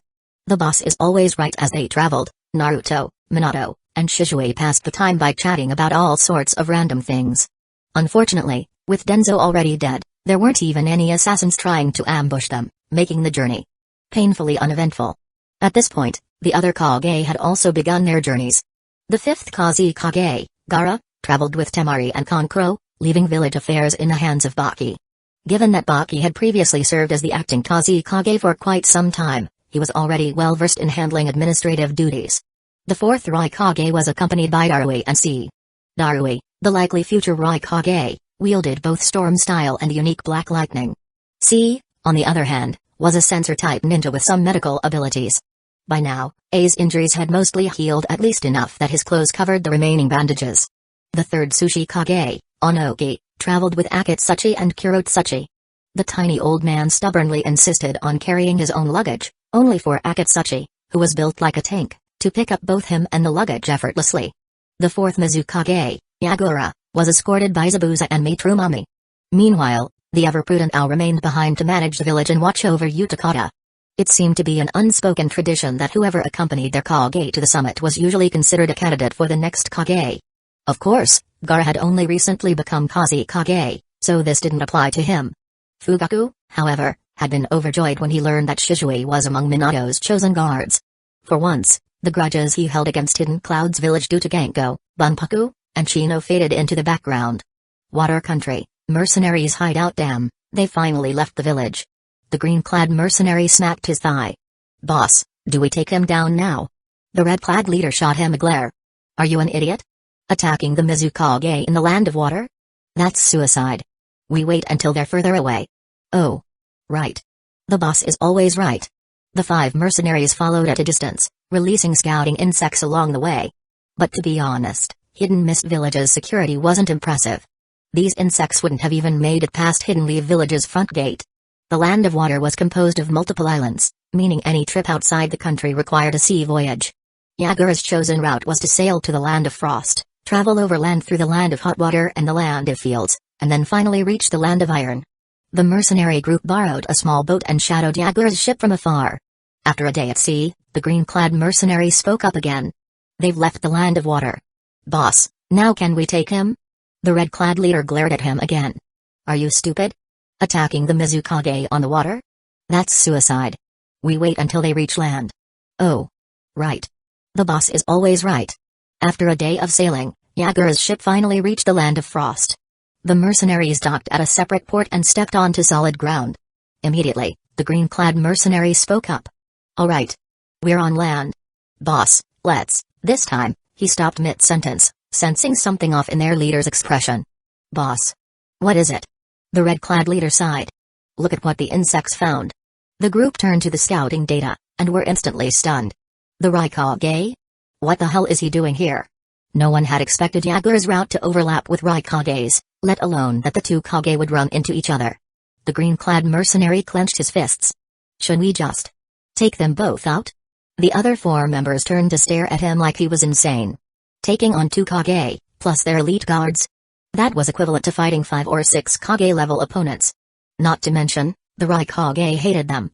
Even if they managed to set off explosive bugs, he'd probably suplex them into the ground before dying. And on top of that, Hidden Cloud's village had just been obliterated. There was no way Raikage was in a good mood right now. Messing with him at this moment was asking for death.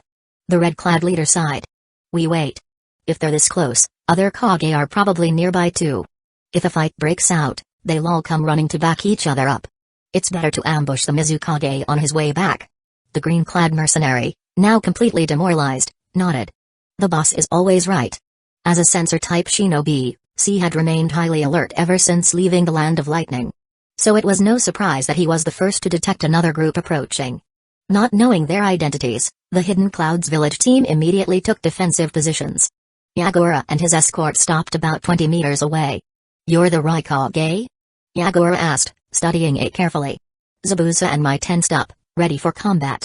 The 5 great nations weren't nearly as friendly as they appeared on the surface. Any misstep could turn this into a battle. Raikage nodded. Yeah. And you're the Mizukage? C and Arue remained equally on guard, their recent trauma making them especially wary of foreign shinobi. The 2 Kage had never interacted before but recognized each other from intelligence reports. Surprisingly, Yagura was rather amicable. Didn't expect to run into you here. Want to travel together? Raikage immediately refused. No need. We'll go our separate ways. Yagura sighed. That's a shame. I was hoping to learn more about Akatsuki. I'll share information when the time comes. For now, let's keep our distance. With that, Raikage turned and walked away. Mai crossed her arms, frowning. How rude. After what happened to his village, it's understandable, Yagura said. Forget it, let's keep moving. Not everyone's journey was smooth. Deodara had originally planned to ambush Gaara but was stopped. Why? I've got plenty of clay. I know I can blow that sand freak to pieces. Pain replied calmly, It's unnecessary. The 1 tail and 7 tails are already accounted for. Your target is the 6 tails. Kisame will go with you. Deidara scowled. I don't need that shark-faced bastard. I can handle it alone. Kisame slung Samata over his back and smirked. I don't mind teaming up, but can this guy really capture a Jinchuriki? Deidara bristled, pointing at him angrily. You uncultured fish. You'll regret it when you're blown to bits. Kisame, unfazed, teased, and you'll regret it when one of your bombs backfires on you. Pain cut in, ending the argument. It's decided. Then he turned to Tobi and Zetsu. You two will monitor the mercenaries. They're taking too long. Push them to act. If they can't. Tobi tilted his head. Oh? What happens if they fail? Do we help them? Or do we take our deposit back? But if they fail, won't they die against the Mizukage? Pain ignored him. Even Zetsu didn't respond, he simply sank into the ground. Hey! Wait for me, Zetsu-senpai. Tobi yelled, flailing his arms as he ran after him. Chapter 267. A long-awaited reunion. The climate in the shinobi world was weird. Geographically, the Land of Iron was located at roughly the same latitude as Hidden Clouds Village and Hidden Stones Village. Yet, its weather was more like the Land of Snow, cold enough to make a husky act normal. Temari and Kankuro were still wearing their desert gear light summer clothing with cloaks designed for sun and sand protection. Unfortunately, those weren't exactly warm. The two of them shivered violently in the cold. If they weren't shinobi, they probably would have collapsed already. Gaara, on the other hand, showed no reaction. Maybe it was because he always wore long sleeves and pants. Or maybe it was thanks to the extra layer of insulation provided by his sand armor. If Temari and Kankuro weren't so opposed to the idea, Gaara wouldn't have minded making some sand armor for them too. Meanwhile, Naruto and his group had come prepared. They had changed into insulated clothing and windproof cloaks, making their journey through the snow much more comfortable. Since Minato was wearing his Hokage hat, he didn't pull up his hood. Seeing this, Naruto quietly formed a snowball and shoved it down the back of Minato's shirt. Ah, cold. Minato shivered as the icy surprise hit him. He quickly reached back, pulling out the half-melted snowball. Naruto barely had time to smirk before, poof. The next second, the same snowball was inside Naruto's shirt. Hey! Not fair. You used the flying thunder god for that? Naruto yelped, shivering as the melting snow sent freezing water trickling down his back. He hopped around frantically, pulling up his shirt to shake out the snow. Minato and Shizue left at the sight, while the hidden observers Kakashi, Sasuke, and Sakura smirked from their vantage point. If I had been standing next to Naruto, that snowball probably would have ended up in my shirt, thought both Kakashi and Sasuke at the same time. Naruto scowled. Fine. When I get home, I'll pretend to catch a cold and blame Dad for it. Minato felt a sudden chill down his spine. He figured it was just the lingering effects of the snowball and brushed it off. The further north they traveled, the heavier the snow became. Finally, Naruto spotted their destination. A massive, uniquely shaped mountain came into view. 3 cliffs extended outward in different directions, each one covered in jagged icicles formed from years of snowfall. From a distance, it resembled the upper jaw of a giant crocodile. Beneath the cliffs lay a vast cave, the location of the 5 Kage summit. Unlike other dark, damp caves, this one had been carefully structured. Its walls were intricately carved with detailed engravings. At the very back of the cave, the space suddenly opened up into a massive open-air plaza. Snowflakes drifted down from above, settling on the multi-tiered, pyramid-shaped structure at the center. A samurai, likely the Land of Iron's equivalent of Izumo and Kotetsu, stepped forward to greet them. We have been expecting you. At the entrance, about a dozen armored samurai stood guard. Each one was fully clad in armor, helmets covering their heads. And for some reason, they were all wearing gas masks. Naruto squinted. Is this because Mifune got traumatized by Hanzo's poison gas back in the day? Their heavy armor was caked in snow, and every movement they made caused their metal plates to clink together. It was like seeing colorless Kamen Riders. Minato nodded in greeting. Thank you for your hard work. The samurai simply responded, it is our duty. Please, follow me. As Minato, Naruto, and Shizue entered, Kakashi's group remained outside to maintain security. Minato handed his cloak to Naruto, then turned to the samurai. How many have arrived so far? The samurai answered, the Raikage and Mizukage have both arrived, as well as the leader of Hidden Waterfall Village. Naruto shook off the snow from both his and Minato's cloaks before folding them up. Looks like we're not too late. I wonder who Hidden Clouds Village sent, maybe someone I've beaten before? Shizue patted Naruto's shoulder. Naruto, let's not bring that up. Naruto grinned. Oh, I get it. Then he smirked. But the people from Kiri? They might have been beaten by you, Shizue.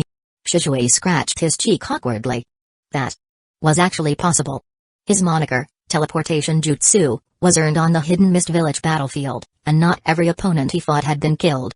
There was a real chance that some of today's attendees had been beaten up by him. Naruto chuckled. It's no big deal. I mean, even the Rukongai got beaten up by Dad. Shizue had no response to that. Even the samurai leading them started sweating a little. This kid really has no filter. Minato turned around. Naruto, that's enough. Strictly speaking, I never defeated the Rukongai or B. Our battle was inconclusive. Let's not spread misinformation. Naruto shrugged. Alright. So, have you ever met Hidden Waterfall Village's leader? Minato shook his head. No. In some ways, Hidden Waterfall Village is even more secretive than Kiri. But you've met a few of their genin before, haven't you? Naruto nodded. Yeah, I get along with Fu pretty well. He suddenly remembered something. Fu had once given him a bag of random items, which he'd left at Hinata's place. Now that he thought about it, had she ever checked what was inside? Hopefully, there wasn't anything weird in there. Naruto continued, Fu's fine, but her two teammates were shady. They were Jonin pretending to be genin during the Chunin exams. So unfair. Especially since they were ugly, too. Naruto made a disgusted face. And then, speak of the devil. A green-haired figure flew out of the meeting hall and tackled him in midair. Naruto. Fu's wings flapped as she clung to his head, wrapping her arms around him, literally a flying tackle hug. Naruto staggered, prying her off his face. Hey! Get down already. His nose stung from the impact. Damn it, why are all the strong kunoichi in my life like this? Hinata really was the best. Fu pouted. You promised to visit Hidden Waterfall Village, but you never came. Well, I've been busy. Naruto rubbed the back of his head, eyes shifting. Okay, fine. I had free time. But I spent it with Hinata, and Taki is a hassle to get to. As he looked away, his gaze landed on two very familiar faces. Hon and Yoro, Fu's two teammates who had definitely heard everything he just said about them. The awkwardness in their expressions was palpable. Naruto gulped. Yeah. Gotta stop bad-mouthing people behind their backs. Chapter 268. Why are you wearing Shikamaru's clothes? Naruto turned his head away from Hon and Yoro, only to meet Minato's amused gaze. Minato blinked at him meaningfully. Son, this is on you. Hinata is such a sweet girl, and here you are getting tackled by another girl in public. Naruto blinked back, Dad, you've got it all wrong. Fu is just really outgoing and kind of airheaded. She only sees me as a friend. Minato blinked again as if saying, fine, I'll believe you for now. Meanwhile, Fu had finished pouting, now standing with her hands on her hips. Alright, you're forgiven. Let's go outside and play. We can have a snowball fight, build snowmen, and, she started counting the activities on her fingers, but before she could get too far, Hon and Yoro quickly intervened. Fu, the summit is about to start. You can't just run off. Eh? But this is a rare chance to have fun outside. She protested. Naruto patted her shoulder. I've got duties too. We'll play later, alright? Fine. Fu sighed in disappointment. The samurai guide, seeing that their little reunion had concluded, spoke up. The meeting chamber is just ahead. I'll take my leave here. Thank you for your hard work. Minato nodded and stepped inside, with Naruto and Shizue following closely behind. Inside, a U-shaped table was set up in the center of the room, with 5 seats arranged at the curve. Behind each seat, a curtain displayed the kanji for the 5 great nations, water, wind, fire, earth, and lightning. Across from them, a separate seat was positioned for Mifune, the meeting's host. Beside his seat, a temporary chair had been set up for Hidden Waterfall Village's leader. Above them, a second-floor balcony housed the guards. From there, they could observe and listen to the meeting while also being in a position to jump down and protect their respective Kage, though the real purpose of this arrangement was probably just to keep them from interrupting. Apparently, the rule barring guards from interfering in discussions had been set after the first 5 Kage summit. Back then, the Kages of water, wind, earth, and lightning had all agreed that if Tobirama Senju hadn't butted in so much, they probably could have extorted way more benefits from Hashirama. Since the meeting hadn't officially started yet, the room was eerily quiet. The Mizukage and Raikage were already seated at opposite ends of the U-shaped table, glaring at each other in mutual dislike. Their guards stood behind them, equally on edge. Hidden Waterfall Village's leader, Shibuki, was in a separate room where Mifune was briefing him on the summit's procedures. Fu had used this opportunity to slip out earlier. Minato entered to find this not-so-harmonious scene. But at least their arrival slightly eased the tension. Fourth Hokage, it's been a while. Yagura greeted, standing up. Not that it made much of a difference, his height barely changed whether he was sitting or standing. Zabuza's eyes softened slightly as if reminded of someone. Mai, on the other hand, had a very different reaction. She looked at Minato, hot. Then at Shizui, handsome. And finally at Naruto, cute. Mizukage-sama, permission to defect to Hidden Leaf Village. Indeed, it's been quite some time, fourth Mizukage. Both Minato and Yagura smoothly maintained the formal tone appropriate for an official setting. Naruto, meanwhile, glanced at Zabuza. Huh. So Hidden Clouds Village didn't send anyone I've beaten before. But Hidden Mist Village did. At the other end of the table, the Raikage almost stood up to greet Minato, but ultimately stayed seated, simply watching Yagura and Minato shake hands. Yagura smirked slightly and subtly tilted his chin toward A. That guy is impossible to talk to. He just ignores everyone. Minato walked over to the Raikage, offering a friendly smile. It's been over 10 years since we last met. Now we've both become Kage and so much has changed. A simply leaned back in his chair and closed his eyes. Whatever you have to say, save it for later, Hokage. Minato chuckled. He really hasn't changed. I understand. We'll have a proper discussion soon. He took his seat, fully aware of the Raikage's sour mood. Losing a loved one was never easy. With nothing else to do, Naruto leaned toward his father and whispered, Gaara's group isn't here yet. Want me to go get them? Minato shook his head. There's no need. This journey is an important experience for them. Meanwhile, outside. Aku. Kankuro sneezed loudly, rubbing his nose. Ugh, this is awful. Could you at least sneeze in another direction? Temari snapped, whacking him over the head. Kankuro winced. I didn't have time to aim. You're so violent you're never gonna get married at this rate. What was that? Veins bulged on Temari's forehead as she cracked her knuckles. Kankuro yelped and immediately scrambled to the other side of Gaara, using his younger brother as a human shield. Gaara, completely unfazed, simply said, We're almost there. Just endure a little longer. As soon as they stepped inside the summit chamber, Kankuro immediately straightened his posture, standing stiffly behind Gaara. He even had the audacity to whisper, Remember, don't lose your composure, Gaara. You have to act dignified. Temari facepalmed but decided to let it slide. There were too many witnesses to properly discipline her brother right now. Gaara calmly greeted the other Kage, neither overly friendly nor distant. Naruto beamed and waved at them. Well, these three are probably the only familiar faces I'll see today. Gaara and Temari both nodded back in acknowledgement. Kankuro, however, tilted his head back slightly, trying to look aloof, playing up his keep the Kazekage's image intact tact. Naruto, what the hell is his problem today? After Gaara took his seat, Temari ended up standing right next to Naruto. Naruto glanced at her outfit, definitely not suited for this weather. After a moment's thought, he pulled out a brand new windproof cloak. Need this? Temari blinked, caught off guard. Why is he offering me this? Before she could think too much, Naruto shoved the cloak into her hands. This is Shikamaru's. Just thank him later. Still a bit confused, she hesitated. Then shrugged and put it on. The warmth spread through her immediately, and her cheeks turned a little pink. But as her body warmed up, her brain cleared up. Wait a second. Her expression changed. Why do you have Shikamaru's clothes? Naruto froze for a second. Then, with perfect comedic timing, he confidently replied, I decided 3 minutes ago that this belonged to him. Minato and Shizue barely held back their laughter. Naruto really had a talent for taking care of his friends. Temari was mortified. Wearing it was embarrassing enough. Returning it would be even worse. Kankuro, meanwhile, scooted over. Hey, do you have another one? Naruto smirked, tilting his head back like Kankuro had done earlier. I do have an extra. Kankuro, really? Naruto tossed him another cloak. That one's Akamaru's. Kankuro. Wait. Akamaru. As in Kiba's dog? Why is mine a dog's cloak, you bastard? Naruto crossed his arms. What, you got a problem with Akamaru? Kiba treats him like a brother, you know. Watch out, he might come to bite you. Kankuro. Chapter 269. The summit begins. You brats sure got here early, Onoki grumbled as he finally arrived with Akatsuchi and Kurotsuchi. Yeah, well, unlike the Sushi Kage, we're young and don't have mobility issues, Yagura quipped with a polite smile, but the moment he was called a brat, he was instantly offended. Maybe it was a height thing, he hated being treated like a kid. Unlike certain women who used jutsu to maintain a youthful appearance, his frustrations were genuine. Onoki hadn't planned to be late. But as they neared the summit location, He had insisted on walking the rest of the way himself. A Kage should never look weak. "I can walk just fine," he had declared confidently. And then promptly threw his back out in the middle of a blizzard.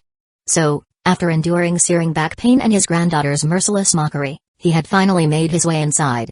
Understandably, his mood was terrible.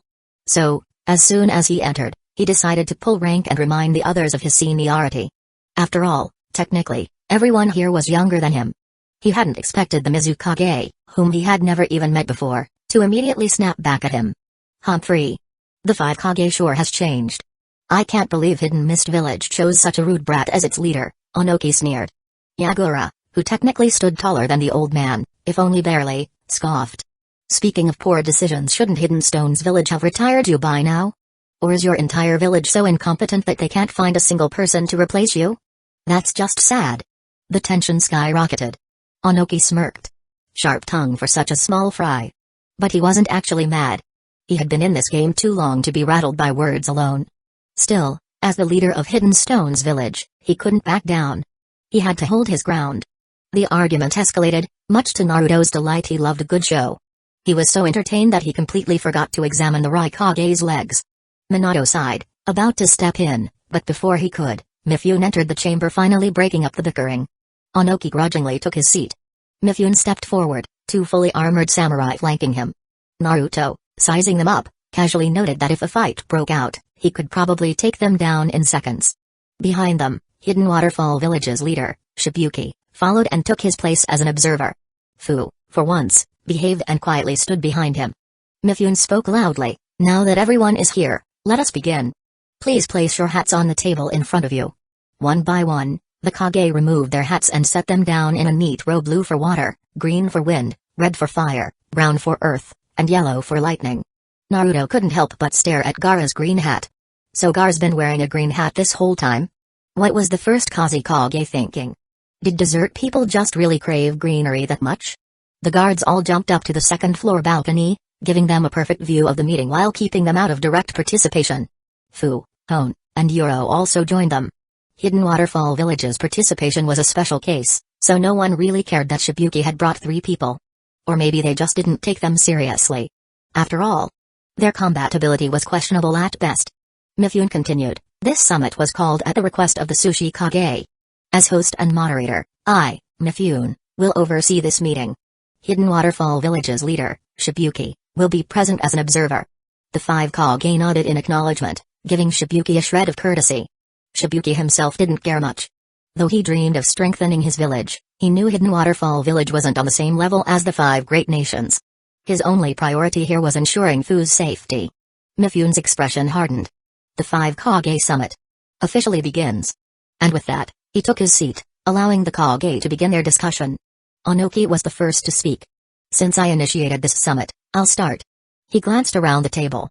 "In my letter, I made it clear, the purpose of this meeting is to address the growing threat of the Akatsuki." He leaned forward. "By now, I assume your intelligence teams have noticed.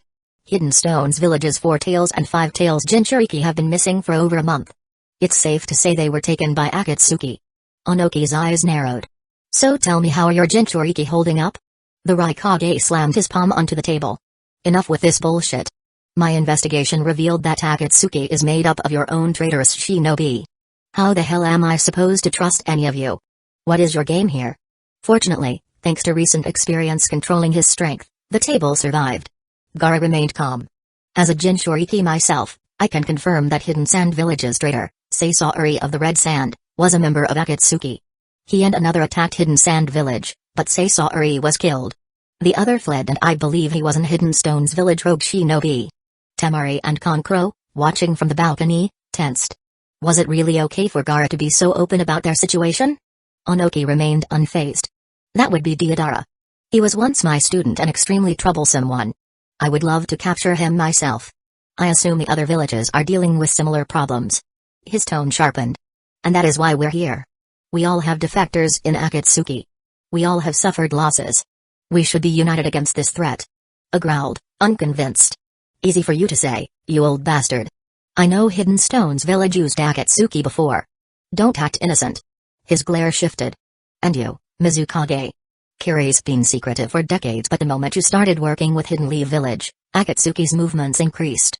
You expect me to believe that's a coincidence? Hyuga stayed silent. Admitting he had been mind-controlled would be bad for Kiri's reputation. Gar frowned slightly. Kage, what does he mean, Hidden Stone's village used Akatsuki? Onoki sighed.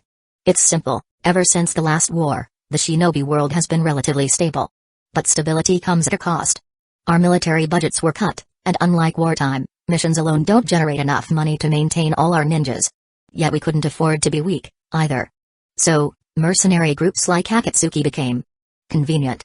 He leaned back. It was cheaper to hire them for war missions than to invest in training our own forces. Silence filled the room. Gaara, deep in thought, clenched his fist. Budget cuts. Hidden Sand Village knows those all too well. The Wind Daimyo had always been reluctant to fund Hidden Sand Village, preferring to hire Hidden Leaf Village as shinobi instead. It got so bad that the fourth Kazekage, Raza, had resorted to gold mining to keep the village afloat. And in the end, he still ended up getting himself killed over money. Chapter 270. Heated arguments out of everyone present, Minato was probably the only Kage who didn't have to worry about budget cuts. For one, Hidden Leaf Village's relationship with the Fire Daimyo had always been strong, possibly because the Land of Fire was wealthy enough that funding the village never felt like a burden. This was also why, during past wars, every other village had tried to take a bite out of Hidden Leaf Village. Furthermore, thanks to Orochimaru and Raza's contributions, Hidden Leaf Village had skyrocketed in prestige among major political figures. Missions flooded in constantly. If anything, Hidden Leaf Village suffered from a shortage of manpower. There were even times when Minato wished he could send Izumo and Katetsu on missions just to lighten the load. But seeing how much those two loved their jobs, he didn't have the heart to take that away from them. Hidden Leaf Village's recent collaborations with the Land of Snow have also boosted its economy. Between new technology and a lucrative film industry, Hidden Leaf Village was far from struggling. Yagura could somewhat relate.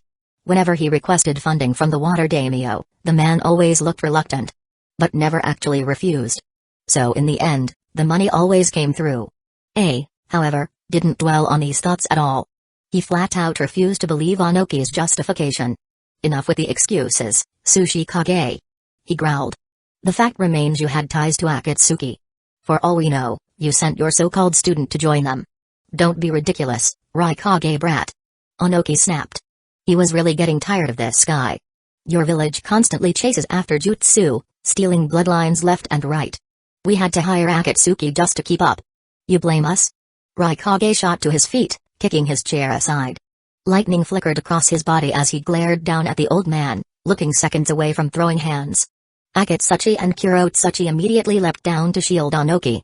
C and Arue did the same for Raikage. The other guards followed suit. Naruto and Shizue drew their kunai. Konkuro's chakra strings glowed faintly. Temari opened her fan. Zabuza unsheathed his massive blade. Mai prepared to spew something deadly. Fu, who had been a little slow on the uptake, hurriedly flew in front of Shibuki, mimicking everyone else's stances. Would they actually start fighting? Maybe. But even if they didn't, their job as guards was to look intimidating. So here they were creating an uncomfortably crowded standoff? The tension peaked as the Raikage's aura crackled dangerously. This is a place for diplomatic discussion, Mifune stated coolly. It was a simple statement. But as the moderator representing a neutral nation, his words gave everyone an out. Minato softly spoke.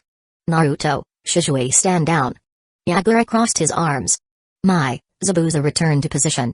Gar's voice was calm. Temari. Konkuro.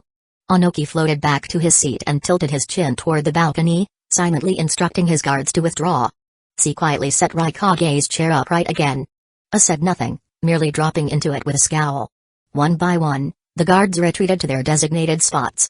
Even Fu, after a bit of prodding from Shibuki, returned to her seat still looking confused about what had just happened. Mifune nodded. Please, continue. Raikage. Brief silence followed before Minato spoke. Kage, Raikage, at this point, debating past decisions is pointless. He glanced around the table. Let's be honest, every village has done things they aren't proud of. Some were for their village's benefit, others for personal gain. And sometimes, the consequences were never intentional. His expression softened. But we didn't come here to argue over the past, we're here because of Akatsuki. Hidden Stone's village and Hidden Cloud's village want their tailed beasts back. Kiri, Hidden Sand Village, and Hidden Leaf Village want to eliminate a threat that could strike at any moment. For now, our goals align. So rather than wasting time blaming each other, why don't we focus on the matter at hand? His reasoning was sound. If he had suggested forgiving past grievances, that would have been an insult. But suggesting they set them aside for now? That, they could accept. Humphrey. Rukongai exhaled sharply through his nose, arms crossed, but he didn't argue. Onoki knew Minato was right.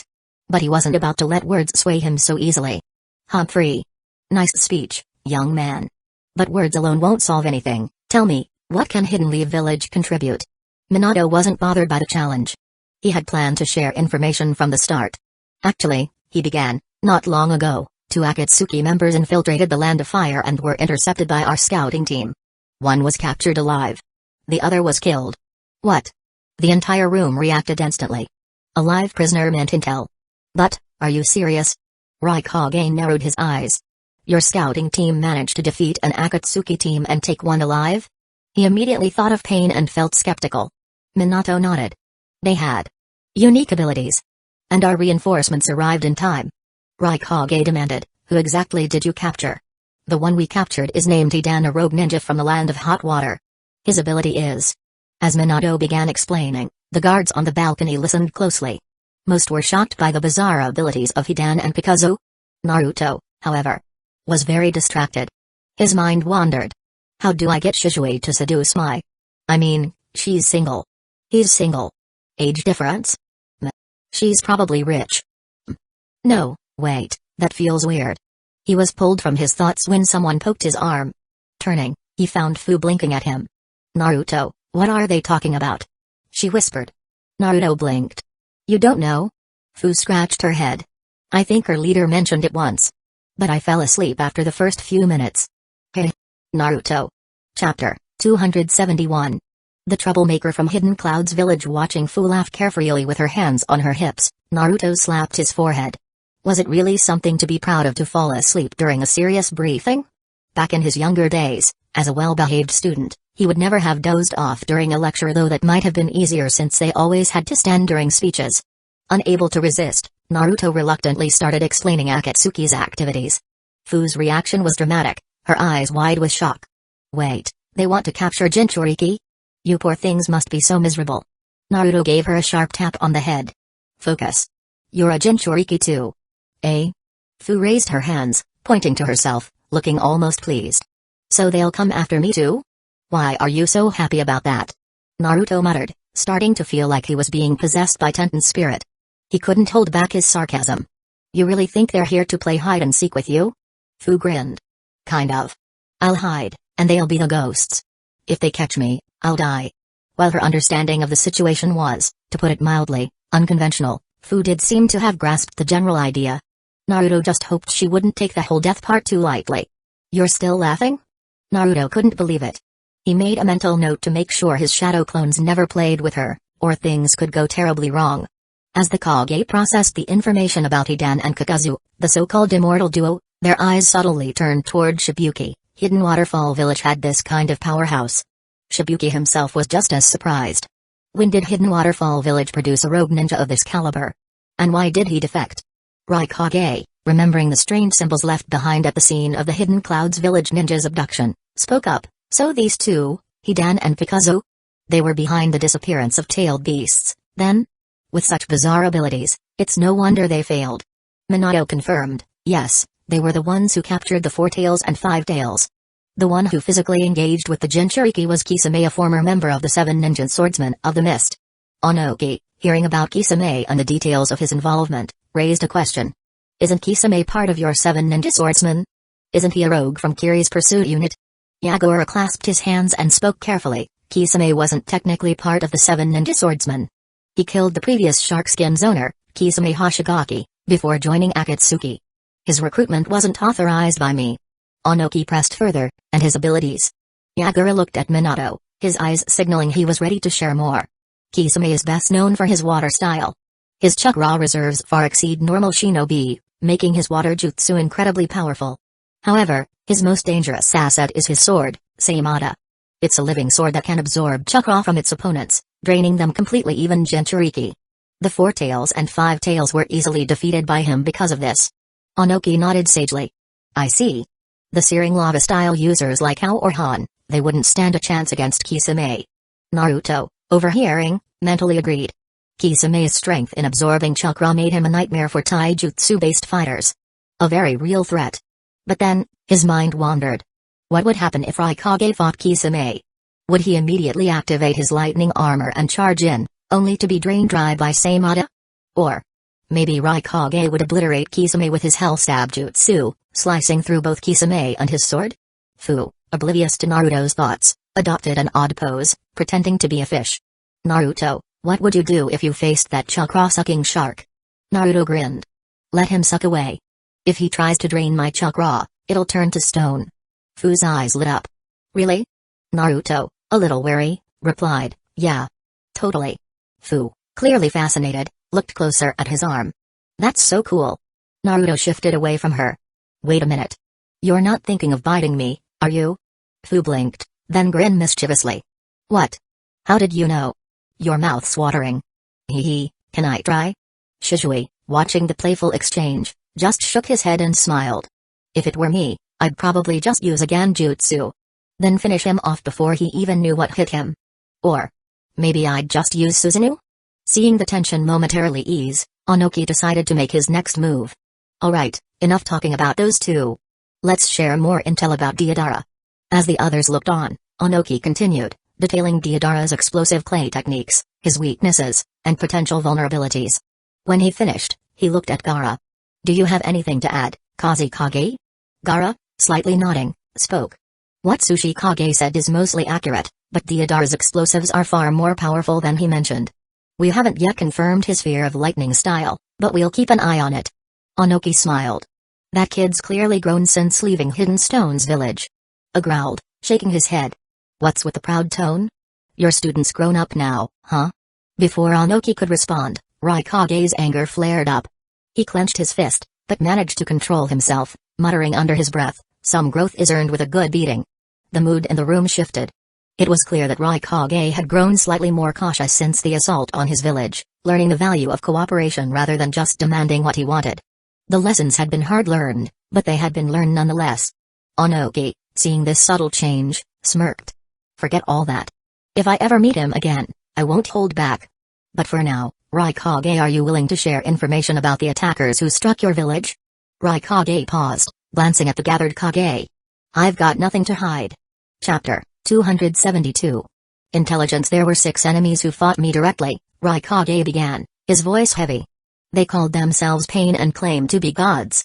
Each of them had a unique ability. The 5 I encountered personally were. I proceeded to break down the abilities of the 6 paths of pain, focusing especially on the last 2, Almighty Push, Shinra Tensei, which had obliterated all of Hidden Cloud's village in a single attack. And Planetary Devastation, Chibaku Tensei, which had sealed Killer Bee. The room fell into silence. Upstairs, even the guards found their jaws dropping. They had all seen the photographs of Hidden Cloud's village's ruins. They had assumed it was the result of a prolonged battle, an entire village reduced to rubble. But hearing that it was a single attack? And that the enemy possessed the same eyes as the Sage of 6 Paths? Kankuro gripped the balcony railing, his forehead beaded with sweat. You're joking, right? What kind of monster are we dealing with? He had spent so much time upgrading Sasori's puppets, refining their combat techniques, only to now realize it was meaningless against an enemy who could flatten an entire village in an instant. Even Shibuki, who had been largely ignored in the meeting so far, was breaking into a cold sweat. He suddenly realized Hidden Waterfall Village wasn't even worth using that jutsu on. Meanwhile, Mifune remained composed, but the samurai behind him had completely lost their usual stoicism. For the first time, they understood just how terrifying the shinobi world truly was. Why didn't Pain just use that technique from the start? Yagura finally asked, his tone sharp. Because I had hidden Bee away in the mountains, Raikage explained. I forbade him from leaving the area. That bastard wanted intel on his location, so he fought to capture people alive first. Onoki hummed in thought. So that means Almighty Push, Shinra Tensei, requires some preparation time, doesn't it? Raikage nodded. Yeah. I thought about trying to interrupt it before it activated, but by the time we realized what was happening, it was too late. We weren't fast enough to prepare anti-air defenses. Minato, already considering Hidden Leaf Village's defenses, thought to himself, that level of power. Even 4 Red Yang formation might not be enough to block it. As for 4 Purple Flame formation, it's uncertain. Gaara, who had been quietly listening, spoke up. And what about planetary devastation, Chibaku Tensei? It seems even a fully transformed Jinchuriki couldn't escape it. Minato responded, based on Raikage's description, the key is the small black sphere at the center. Destroying it should break the technique. But the longer it stays active, the harder it is to stop. Gaara repeated, so we need a powerful enough attack. Minato nodded. For example, Tsuchikage's particle style, or a tailed beast bomb from a Jinchuriki. In his mind, he added, or perhaps my own light wheel gale breaker arrow. Ever since he had successfully incorporated wind style into the Rasengan, Minato had realized its versatility. He had started experimenting with other natural transformations as well. It was exhilarating. Every time he developed a new jutsu, he could give it a new name. Unfortunately, Naruto, Kushina, and even Kimimaro had refused to let him name their techniques. So, Minato had taken it upon himself to name his own moves instead. With the discussion progressing, the room's atmosphere lightened slightly. Onoki, in particular, looked rather smug. After all, the two best counters they had devised, knocking the enemy out of the sky and instantly destroying the jutsu core, were things that he could do. He almost stood up and put his hands on his hips, but he decided against it. Wouldn't want to throw out my back again. Raikage continued, one more thing. These pain fighters were all reanimated corpse puppets controlled from a distance. We never saw the real enemy. Onoki frowned. So the real Mastermind never even entered the battlefield? Exactly. Raikage scowled. Which means they can likely repair or replace them. That's why they retrieved their fallen allies before retreating. Onoki exhaled through his nose. And given Akatsuki's usual two-man cell strategy, the real Mastermind probably had a partner, right? Raikage clenched his fists. Yeah. Someone who specializes in explosive tags can disguise them as anything, stones, trees, even water. The bastard covered their tracks and helped protect Pain from sneak attacks. Naruto, listening from above, thought of Conan. He still had no idea how she made explosive tags look like water. Even Obito, with his Mangekyō Sharingan, hadn't been able to detect them. If anyone had mastered the art of explosive tags, it was her. Now that I think about it. In the Blue Frog Squad, the weakest one might actually be Hueco. Minato took over. From Hidan's memories, we also confirmed the existence of another member Zetsu. His origins are unknown, but he specializes in stealth and reconnaissance. The extent of his abilities is unclear. Minato paused for a moment. And finally, the most crucial piece of information, Akatsuki's base is in Hidden Rain Village. As for Hanzo of the Salamander, he hasn't been seen for years, most likely, he's already dead. The room fell silent. While younger shinobi like Gaara might not have known Hanzo's reputation well, the older one certainly did. Mifune, in particular, clenched his fists. After all, Hanzo had once been called a demigod. The title might have been exaggerated. But if he had managed to survive multiple shinobi world wars, then his strength was undeniable. And now? He had likely been killed by this so-called god named Pain. Onoki's eyes narrowed. In other words, our enemy isn't just Akatsuki. It's all of Hidden Rain Village. Yagura and Gaara nodded. Fighting a mercenary group was one thing. Fighting a nation, even a small one, was an entirely different matter. So what? Raikage bellowed. We know where they are, don't we? What's there to discuss? Let's unite all 5 great nations and wipe them out in one go. Stealing tailed beasts alone is reason enough for us to declare war. He slammed his fist onto the table, his voice echoing through the room. For once, no one immediately objected. Because at their core, they all knew he was right. Chapter 273. Since Onoki shook his head. It's not that simple. Attacking the enemy's home base means walking into a battlefield filled with traps. And aside from the members we already know about, we have no way of knowing if they have additional hidden forces. His tone grew heavier. Not to mention, Akatsuki has already captured 4 Jinchuriki. If they've found a way to harness the power of the tailed beasts, we could be walking into a disaster. He gave the room a meaningful look. As representatives of the 5 great nations, our decisions shape the world. Declaring war is no small matter. It's not something we should rush into. Raikage scowled, slamming his fist on the table. Akatsuki already declared war the moment they started stealing tailed beasts. What's the difference? He glared at Onoki.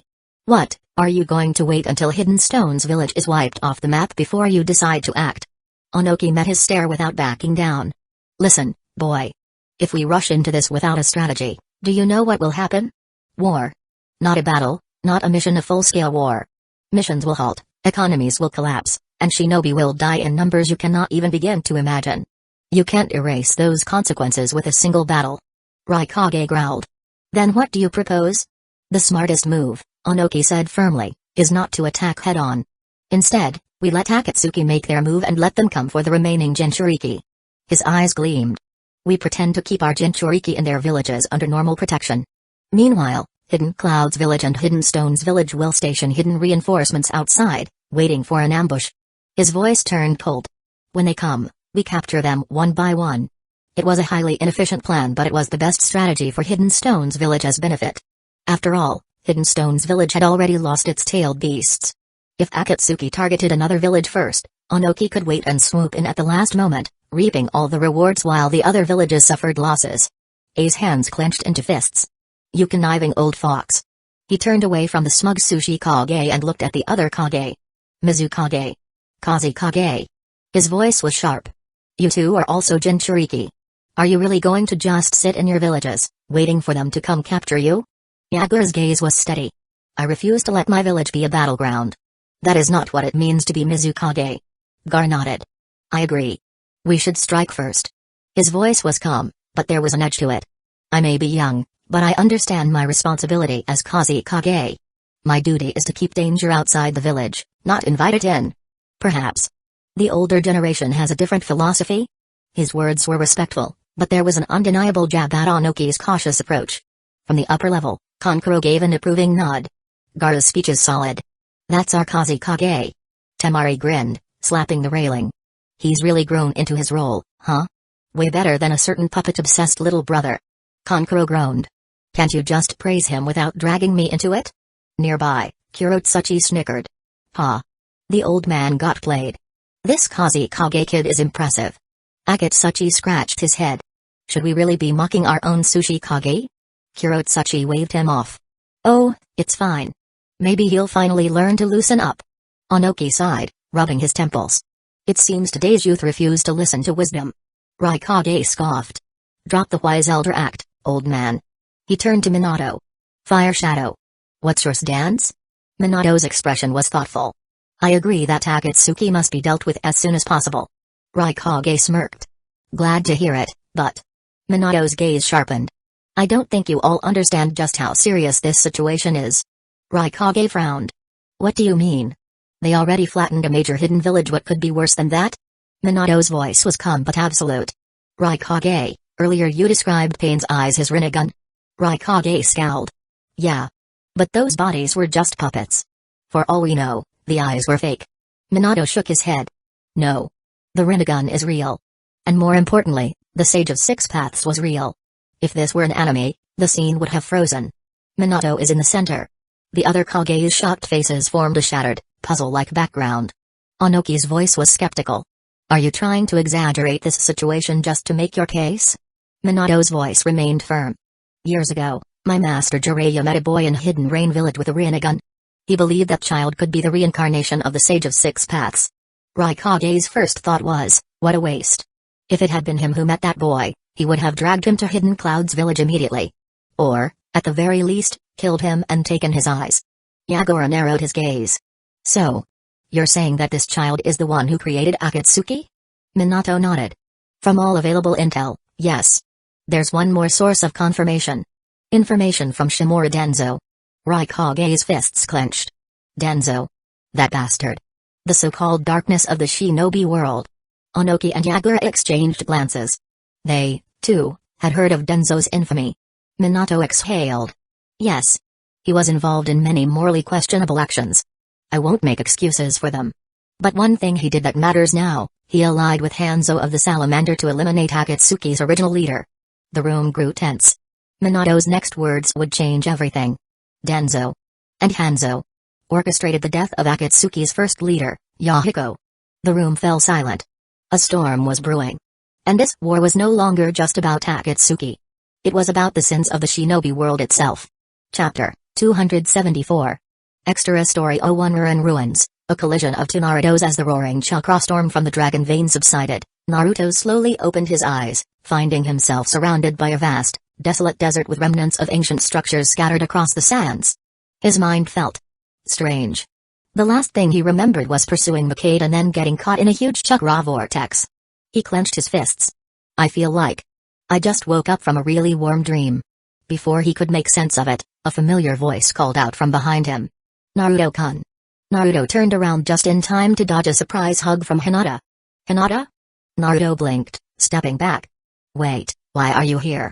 And why are you acting so affectionate all of a sudden?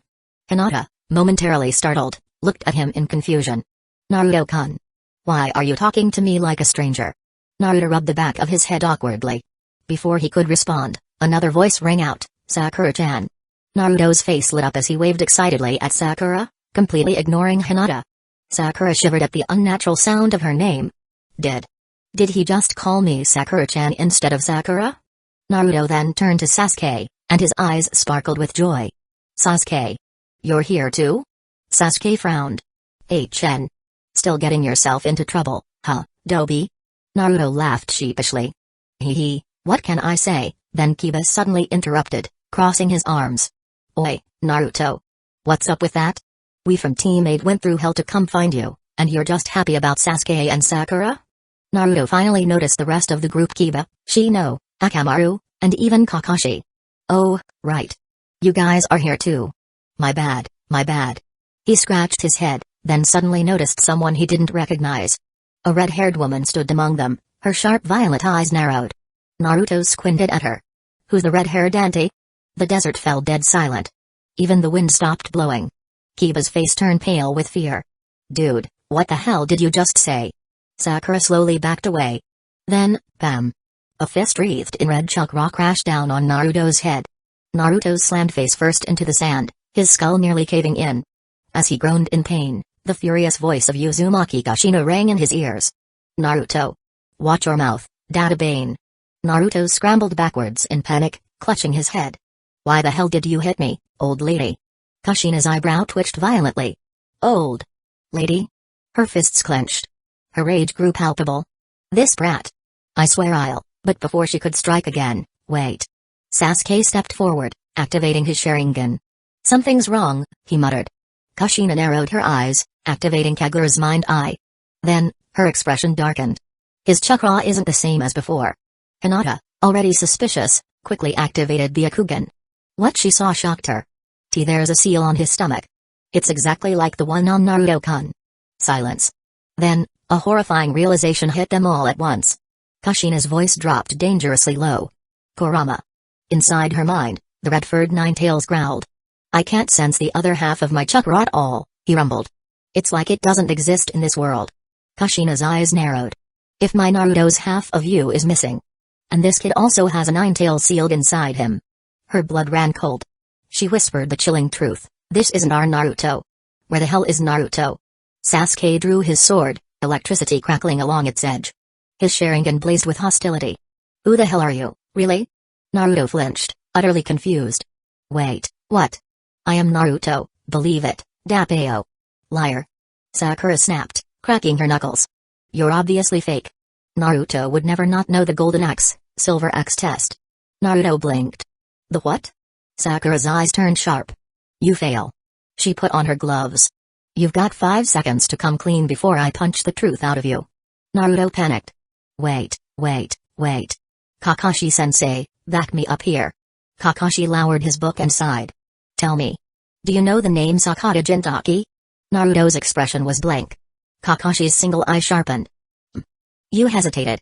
He pulled down his headband, revealing his Sharingan. We're taking you to Hidden Leaf Village for questioning. Naruto took a step back, sweating. What the hell is happening? This is some kind of illusion, right? Release.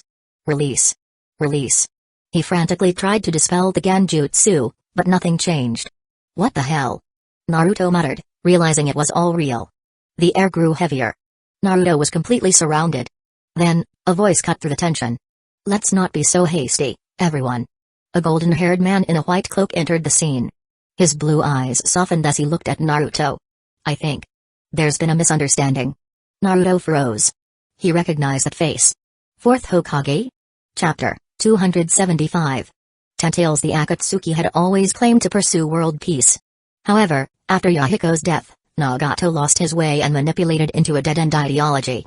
In the beginning, Yahiko believed that disputes should be resolved through negotiation. In its early days, the Akatsuki traveled tirelessly across battlefields, mediating conflicts and hoping that their reputation would encourage others to cease fighting. Typically, the weaker party was willing to accept their plea for peace, while the stronger side would at least consider their perspective. However, if the dominant force insisted on continuing the battle, then fine Akatsuki would declare their support for the weaker side. You want to fight? Then we'll fight alongside them. This was strikingly similar to how the red-haired Shanks intervened during the Manafred War, offering a simple choice: either respect their request and let the matter go, or refuse and deal with the consequences. Conveniently, the Akatsuki possessed the power to tip the scales of war, enabling them to halt conflicts and facilitate negotiations repeatedly. As a result, their reputation grew, attracting more and more people to their cause. However, this also painted a target on their backs. Danzō wanted other nations to exhaust each other in war, as it would grant him greater control over Hidden Leaf Village's affairs. Meanwhile, Hanzo of the Salamander saw the Akatsuki as an unstable force. Despite most of their members being from the Land of Rain, they did not serve Hidden Rain Village's interests. Instead, they sometimes even hindered its operations. If left unchecked, they could become a threat to his rule. When the Akatsuki grew too powerful to be eliminated through a simple purge, Hanzo and Danzō collaborated, pretending to negotiate peace while setting up an ambush. They surrounded the Akatsuki and took Konan hostage, forcing Nagato to make an impossible choice: kill Yahiko or watch all three of them die. In the end, Yahiko took matters into his own hands, impaling himself on the kunai held by a devastated Nagato to save his friends. Traumatized, Nagato lost control. His ability surged, and he summoned a colossal creature, slaughtering all of Hanzo's subordinates. From that moment on, the Akatsuki's ideology changed forever. And this is how the Akatsuki transformed, Minato explained. What we must concern ourselves with now is their current leader Nagato. He possesses the Rinnegan, and the giant summoning creature he controls is called the demonic statue of the outer path. Its true nature is the husk of the Ten Tails. The Ten Tails? The room stirred at the mention of this unfamiliar term. Are you saying there's a 10th-tailed beast? The 9 tails and the other 8-tailed beasts were originally part of the 10 tails, Minato clarified. The Sage of Six Paths separated its chakra into 9 entities, while its body was sealed away on the moon. However, someone with the Rinnegan can summon it back. A solemn silence filled the room as the implications sank in. If Nagato succeeds in gathering all 9-tailed beasts, Minato continued, then the 10 tails will be resurrected. Raikage narrowed his eyes. And what kind of power would that grant him? Minato's voice was heavy with warning. The 10 tails possesses an infinite supply of chakra, capable of unleashing natural disasters. Its strength far surpasses the combined power of all 9-tailed beasts. Whoever controls it will gain power comparable to the Sage of Six Paths himself. That's absurd, Hokage. Raikage challenged. How can we be expected to believe such an ancient legend? Onoki nodded in agreement. Exactly. What proof do you have? Even ancient texts can't be trusted blindly. Minato sighed, knowing what he was about to say would be difficult for them to accept. The tailed beasts themselves can confirm it. Onoki blinked, then frowned. The tailed beasts? Are you joking? His expression made it clear that he thought Minato had lost his mind. To the common understanding, tailed beasts were nothing more than wild monsters, weapons of war and sources of destruction. Expecting them to provide testimony was ridiculous. But Minato remained firm. For centuries, we humans have misunderstood the tailed beasts. We fear them, hate them, and covet their power. But we've never truly tried to understand them. Onoki scoffed. And just how do you suggest we do that? While the old Sushi Kage remained skeptical, the tailed beasts, listening in through their Jinchuriki, felt something stir within them. It was rare, perhaps even unprecedented, for a human leader to say such words in a serious setting. Even when Jinchuriki treated them kindly, it was never enough to change the perception of others. This, however, was different. Oi, stinky fox, Shukaku called out telepathically. Is that Hokage guy being serious? Kurama snorted. I've lived for centuries. Do you really need me to tell you if he's lying? Shukaku, Isabu, and Chomai all had the same feeling. It was like waiting for a prophecy foretold ages ago to finally come true. Kurama watched Minato speak, then shifted his gaze to Naruto, who was grinning brightly. He couldn't help but think that this entire development was because of that reckless little brat. Come to think of it, Naruto wasn't really a little brat anymore, was he? Perhaps it was time to retire that nickname? Minato and Onoki debated for a while longer, but the Hokage quickly realized how difficult it was to change ingrained prejudices. Finally, he turned his attention elsewhere. Naruto. He called toward the upper floor. Come here. Coming. Naruto responded cheerfully, leaping down. Some of the guards instinctively tensed at the sudden movement, but seeing that none of the Kage reacted, they remained in place. Minato smiled with pride. This is my son. He's a Jinchuriki, but he has done something we never managed to accomplish, something we never even considered. He has truly befriended the tailed beasts and communicated with them. Naruto waved casually. Yo. Nice to meet you all. His enthusiasm was unfiltered, and despite meeting some of them for the first time, there was an unmistakable sense of familiarity. Minato turned back to his son. Naruto, would you ask him to come out and speak? The room fell into stunned silence. Kurama? Speak? To them. But Minato knew the truth. Only through conversation could they gain understanding. Only through understanding could they build trust. And only through trust could they form an alliance. Naruto entered his mindscape. Hey, Big Fox, you heard all that, right? Want to come out and talk? Kurama exhaled sharply. Fine. Naruto blinked. Wait, what? You're agreeing just like that? Kurama nodded. Transfer control of the body to me. Naruto hesitated. Can't you just use a small clone? No. Kurama huffed. I have my pride. If I'm going to show myself, it'll be properly. I won't let Shukaku and the others laugh at me. Oh. Well, alright then. Naruto relinquished control. Before everyone's eyes, Naruto's pupils sharpened into vertical slits, and a powerful, overwhelming chakra filled the air. The Nine Tails had arrived. Chapter 276. Peace. Before speaking, Kurama fell into deep thought. Hadn't he once said that if he ever fought for control of the body again, he would be a dog? Shaking off the strange thought, he blamed it on borrowing this brat's body. Clearly, Naruto's chaotic thinking was starting to rub off on him. Kurama exhaled and finally spoke. As the fourth Hokage said, we tailed beasts were created by the Sage of Six Paths. However, we were not created out of thin air. We originate from the Ten Tails. That thing possesses the power to destroy the world. Onoki, the old schemer, narrowed his eyes. Why are you telling us this? Just because you have a good relationship with your Jinchuriki? Don't you hold any resentment toward humans, who have used you for so long? Kurama snorted. Even now, there are only a handful of humans I acknowledge. He jabbed a claw in Minato's direction. If it weren't for this guy choosing to trust you, I wouldn't waste my breath talking to you at all. Besides, if the Ten Tails is resurrected, we tailed beasts will all die. Before that happens, there's still a chance to save the ones who've already been captured. At least on that front, I'm on the same side as you. The Sushi Kage and Raikage frowned, deep in thought. Kurama's reasoning seemed sound, but could they really base their decision solely on the word of a tailed beast? Seeing their hesitation, Minato turned to the others. Mizukage, Kazekage, you are both Jinchuriki as well. Do you believe this? Yagura placed a hand over his sealed stomach. I choose to believe it. Aisabu told me it's true, and he's never lied to me before. Inside the seal, Aisabu swayed his tails lazily, clearly in a good mood. Gaara added, Shukaku also confirmed it. And while that guy has a rotten personality and a foul mouth, he wouldn't stoop to lying. Shukaku immediately jumped in anger. Oi, you damn brat. Say that again, who's got a rotten personality and a foul mouth? We're in the middle of a meeting. Don't cause a scene. Arg. Then I demand more time outside. Do whatever you want. Minato nodded in satisfaction and gestured for Naruto to return upstairs. Then he turned back to the Raikage.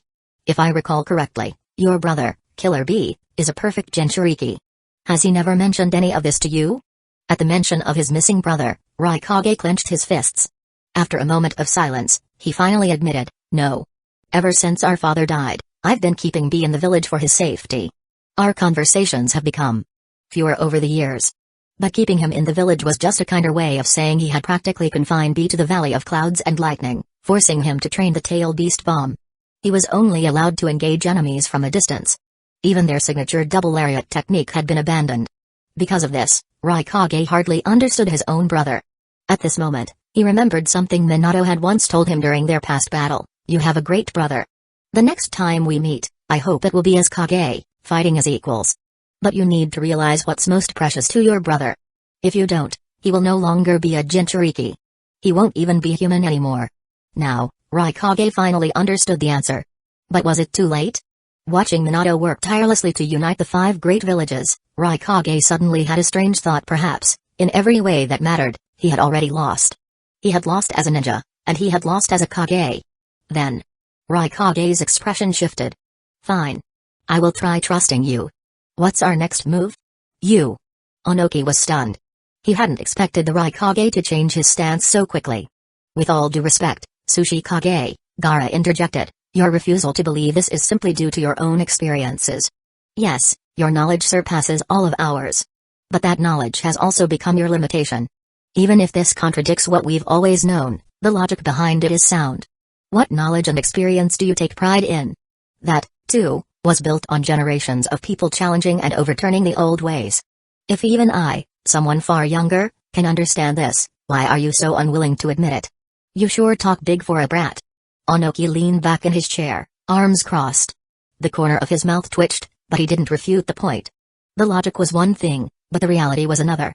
Some ideas, no matter how rational, would always be dismissed as madness at first, just like the early proponents of heliocentrism who were burned at the stake. For Rukongai, who had personal experience with a perfect Jinchuriki, it was easier to accept. But Onoki's relationship with his own village's Jinchuriki was far more distant. Aside from their usefulness in battle, he knew little about them. It wasn't so simple to change his perspective. Still, with 4 of the 5 Kage already aligned, he had no choice but to compromise for now. Fine, Onoki relented. I'll play along. So, Akatsuki's goal is to revive the Ten Tails. For what? To control the world? Destroy it? Minato shook his head. No. Their goal is to create a world without war. But before that can happen, they believe the world must first experience true pain. Only by understanding suffering will people learn to cherish peace. And that pain comes at the cost of countless lives. That logic was utterly deranged. I kill your family and friends for your own good? Everyone in the room struggled to comprehend Nagato's twisted ideology. Peace was valuable precisely because people wanted to protect their loved ones. If they were all taken away first, what was the point of peace? Rukongai slammed his fists on the table. Are you kidding me? You destroyed our villages for that ridiculous excuse? It was bad enough to lose to an overwhelming enemy. But losing to someone with a completely irrational worldview? That was infuriating. From the upper balcony, Hyuga, who had been leaning against the railing, turned to Naruto with wide eyes. Hey, Naruto. Is that Nagato guy a good person or a bad person? Naruto rubbed his temples. It's kinda hard to explain to someone like you. Hyuga pouted. What do you mean, someone like me? Are you calling me dumb? Naruto sighed. Alright, let's put it this way, what he's doing is like killing everyone who stops you from leaving the village. Then he tells you, if you want to marry Naru, just marry Naru. If you want to do something, just do it. So, what do you think? Is he a good guy? Hyuga shook her head like a rattledrum. Bad guy. Once everyone had digested the information, Minato continued. And if they fail? They have a backup plan. They will use the Ten Tails to cast the ultimate Genjutsu Infinite Tsukaimi. It will trap everyone in a dream where all their desires are fulfilled, creating an illusion of peace.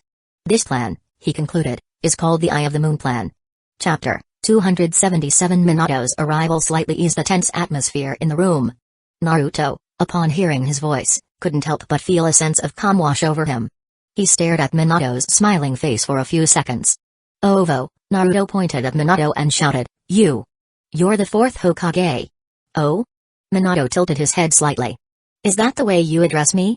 Address? What's wrong with it? Naruto asked, then suddenly realized. Wait a minute. Weren't you supposed to be dead? Minato stopped Kushina, who was about to explode, and said, It's hard to explain in just a few words. How about you come back to Hidden Leaf Village with us? Back to Hidden Leaf Village? That's fine. Whether it was due to Minato's warm demeanor or the fact that he was seeing his most admired 4th Hokage in person, Naruto agreed without much hesitation. Minato smiled lightly at Naruto and placed his hand on his shoulder. Alright, everyone gathers around. The others were familiar with the Flying Thunder God technique, but Naruto was still clueless. In the next moment, they all found themselves in the Hokage's office.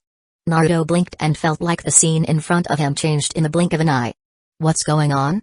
Is this the Hokage's office? He looked around, recognizing the office's furnishings. After all, he'd often visited the Hokage's office since he was a child, so it felt familiar.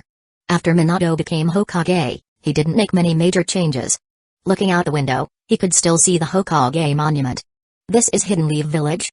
But why isn't Tsunade Bachin's portrait here? Minato explained, my jutsu allows me to teleport people from far away instantly. Then he smiled and asked, in your world, did Tsunade-sensei become the Hokage? Naruto nodded. Yeah, Tsunade Bachin is the 5th Hokage. Wait, did you just say my world? The others immediately caught that keyword. Forgetting Naruto's nonsense, They eagerly waited for Minato to explain.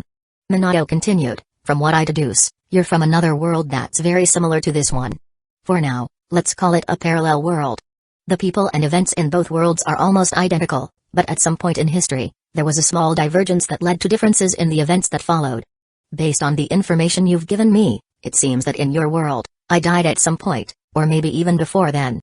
And you ended up here because both you and our Naruto were influenced by the power of the dragon vein at the same time, causing an unexpected error that sent you to each other's worlds."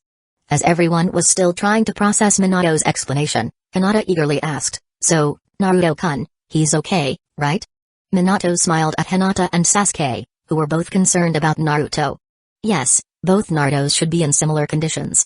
Naruto squinted, rubbing his chin. After thinking for a while, he seemed to understand the concept of parallel worlds and asked hesitantly, "So you mean, there's another Naruto here, and now he's probably in my world in my place?"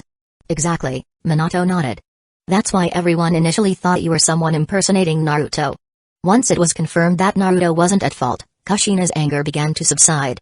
After all, this was her son from another world. Naruto, still a bit distant from the very angry woman, turned to Minato and asked, "So how do I get back?" Minato replied, "Since the dragon vein's power brought you here, it can also send you back. I have confidence in my ability to use space-time ninjutsu. Would you be willing to cooperate with my research?" Without hesitation, Naruto answered, "Of course. I want to go back as soon as possible. I'm sure Captain Yamato and the others are waiting for me." Minato smiled. "Then follow me. Kushina and Kakashi, you come too. The rest of you can disperse for now." "Wait." Naruto suddenly remembered something important. "Sasuke, I have something to ask you." "What?" Sasuke stopped and, seeing Naruto's face, reluctantly decided to answer a few questions. "I want to ask why you didn't defect or how you were persuaded to come back." Naruto was still thinking about bringing Sasuke back. Since this was a parallel world, he might as well ask Sasuke for his opinion. But he was bound to be disappointed. Sasuke frowned and snapped back, "Why would I defect?" "Because Itachi killed the entire Uchiha clan except for you. You sought power from Orochimaru to take revenge on him, and then... Oi? Don't think you can say anything just because you look like Naruto." Sasuke was getting fed up with Naruto's questions.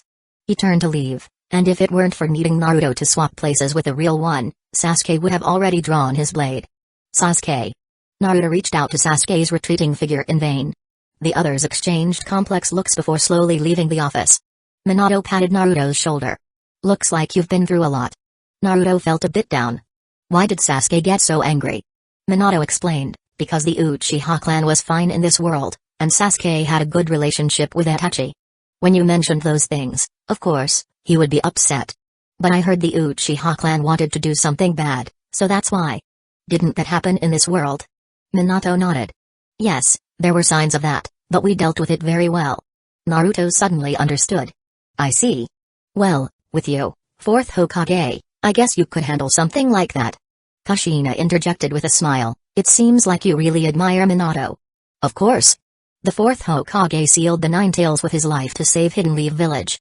Naruto adjusted his forehead protector. "I have to become a Hokage as great as the fourth." "By the way, fourth Hokage," Naruto asked eagerly, "do you know who my parents are? If there's a Naruto in this world, his parents should be the same as mine." "What were they like?" "You don't know who your parents are?" Minato's expression turned somewhat complicated. "Didn't the third Hokage or someone else tell you?" "The third Hokage only told me that my parents died during the Nine Tails attack over 10 years ago, but I've never even seen their photos. I don't even know if they existed at all." Naruto's voice cracked slightly. "I really want to meet them. I really want to know what they were like." Minato's hand rested gently on Naruto's head. "Well, let me tell you. Your mother's name was Uzumaki Kushina. She had beautiful red hair and was an absolute beauty." Naruto listened intently to every word Minato said, trying his best to imagine what his mother looked like. "Your father's name was Minato Namikaze. He had the same golden hair and blue eyes as you. He was known as the Yellow Flash in the ninja world. And here in Hidden Leaf Village, he had another title, the fourth Hokage. Dad was amazing, he was." Naruto's eyes widened, staring at Minato in disbelief. "The fourth Hokage was that?" Minato pulled Kushina close with one arm around her and placed a hand on Naruto's shoulder. He smiled warmly and said, "That's us. I'm the son of the fourth Hokage?" Chapter 278. Naruto always thought of himself as a strong ninja. No matter what hardships he faced, he could always smile through them. But today, he cried. Tears flowed uncontrollably from his eyes, and no matter how hard he tried, he couldn't stop them. He wiped his face again and again, but more tears kept coming. For the first time, he knew his parents' names. For the first time, he knew what they looked like. For the first time, he heard stories about them, what they were like, and how they lived. But most importantly, for the first time, he felt the gaze of his parents. It was different from Miruka-sensei's. Different from pervy sages. Different from Tsunade-bachans, or Kakashi-sensei's. This was the gaze of parents looking at their children, something Naruto had longed for his entire life. He had never experienced it before. But the moment their eyes met, he knew if I had parents, they would definitely look at me like this. If this is a dream, please, let me sleep just a little longer. Naruto threw himself into Minato and Kushina's arms, sobbing uncontrollably. His shoulders shook as years of pent-up loneliness and longing spilled out. Minato gently stroked his hair, letting Naruto rub his tear-streaked face against his clothes. Kushina softly patted his back. Though this Naruto was from another world, she and Minato couldn't see him as a stranger. After what felt like forever, Naruto finally cried himself out. Looking up at them, he hiccuped and choked out, "See, can I call you?" Minato tilted his head slightly as if he already knew what Naruto was trying to say. He smiled warmly and answered without hesitation, "Of course." His gentle voice soothed Naruto's heart. Naruto looked at their encouraging expressions. His mouth opened and closed, but every time he tried to speak, his nose stung, and the words got stuck in his throat. He had called out those words countless times in his heart, but now, at the moment he could finally say them, they wouldn't come out. I. Seeing Naruto's struggle, Minato reassured him, "It's okay, no need to rush. We'll have plenty of time together. How about we go home first?" "That's right. Tonight, I'll make you a proper home-cooked meal." Kushina flexed her arm, grinning. "Home? A meal cooked by Mom?" Naruto sniffled and nodded firmly. "Yeah." The three of them left the office together. Minato deliberately walked at a slower pace, giving Naruto time to take in the sights of the village and calm his emotions. Due to the butterfly effect, many parts of Hidden Leaf Village looked different from the village Naruto remembered. There were many unfamiliar faces in the streets, but the biggest difference was the attitude of the villagers. Wherever they went, people smiled at the family warmly, greeting them with genuine kindness. Many even went out of their way to say hello to Naruto specifically, their faces filled with gratitude. Naruto, still unused to such treatment, stiffly nodded and smiled back, mimicking Minato. "Why are they treating me, no, the other me, so kindly?" he asked. "Because of everything he's done for them," Minato explained. "After certain events, he protected many people. Their gratitude is real." "He protected the village?" Naruto wanted to ask more, but before he could ask, huff. 3 exotic individuals appeared before them, each carrying 6 large bags of rice on their shoulders, panting heavily. Lord Fourth, Lady Kushina, and Naruto-kun, good afternoon. Despite speaking, they continued jogging in place, refusing to stop moving. A fourth person, walking calmly beside them, gave a respectful bow. "Father, Mother," Kimimaro greeted. "And Naruto, have you just returned? I'm glad you're safe." Apparently, the 3 runners had long since outgrown low-level missions, but a devious rice merchant had convinced them that this was an excellent way to train, earn money, and help the economy all at the same time. The 3 had happily accepted. Kimimaro didn't stop them. It was better than the absurd training methods they usually came up with themselves. But he did plan to have a chat with that merchant later. Minato nodded. "Naruto's situation is complicated. I'll explain everything later tonight. You all carry on with your training." With a blur, the group dashed off. Naruto stood frozen. 3 thick eyebrows. No, wait, their eyebrows aren't even that thick. And was that Kimimaro? Why is he?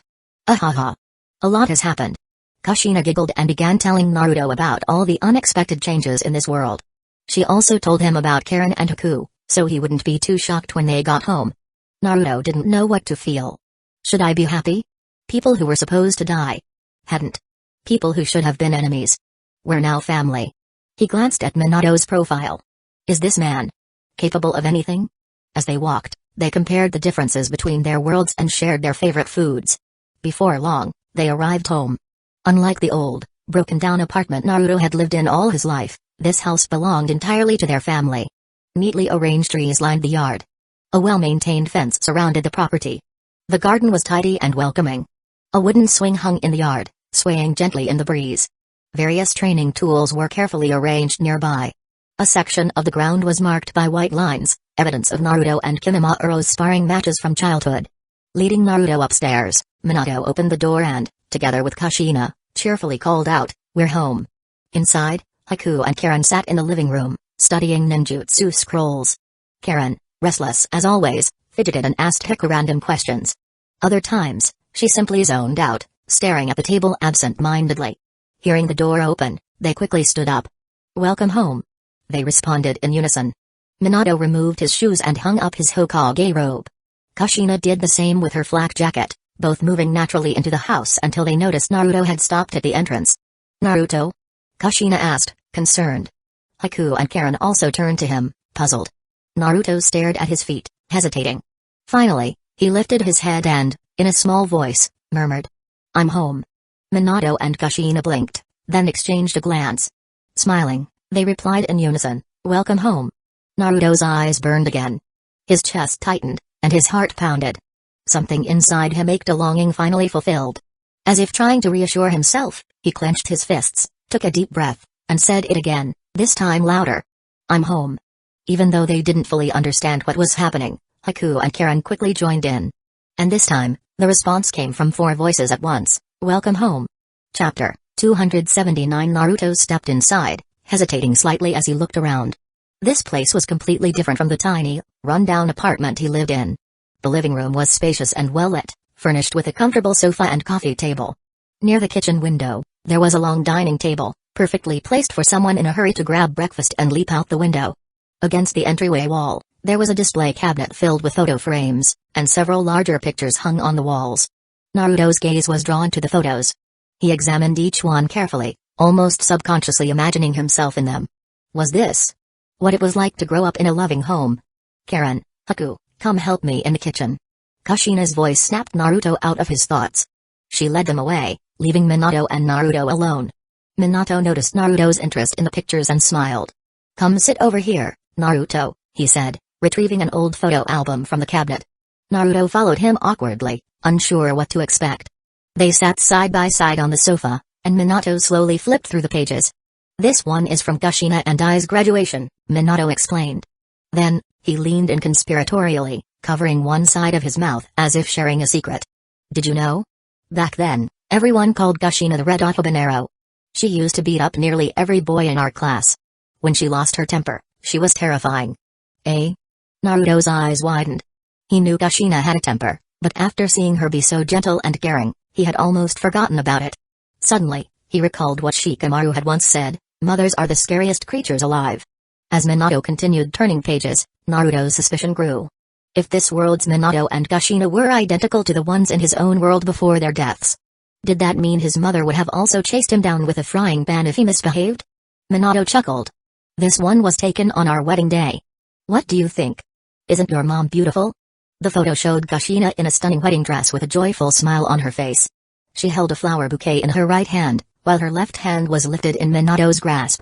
Minato, dressed in a white suit, wasn't looking at the camera. His gaze was entirely on Kushina, filled with warmth and love. Naruto's throat tightened. It was a beautiful moment, one he never got to witness in his world. "Yeah," Naruto nodded.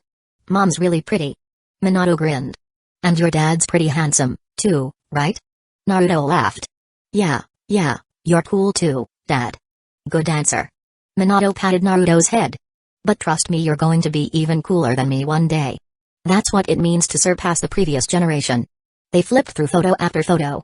Minato becoming Hokage. Kushina's pregnancy. Baby Naruto, just after being born. Minato smiled fondly. Kushina always complains whenever she sees these pictures. "Eh? Why?" Naruto asked. Minato glanced toward the kitchen as if making sure Kushina couldn't hear him. Then, he mimicked her voice. "Ugh, why did Naruto take so long to come out? I was in pain for hours.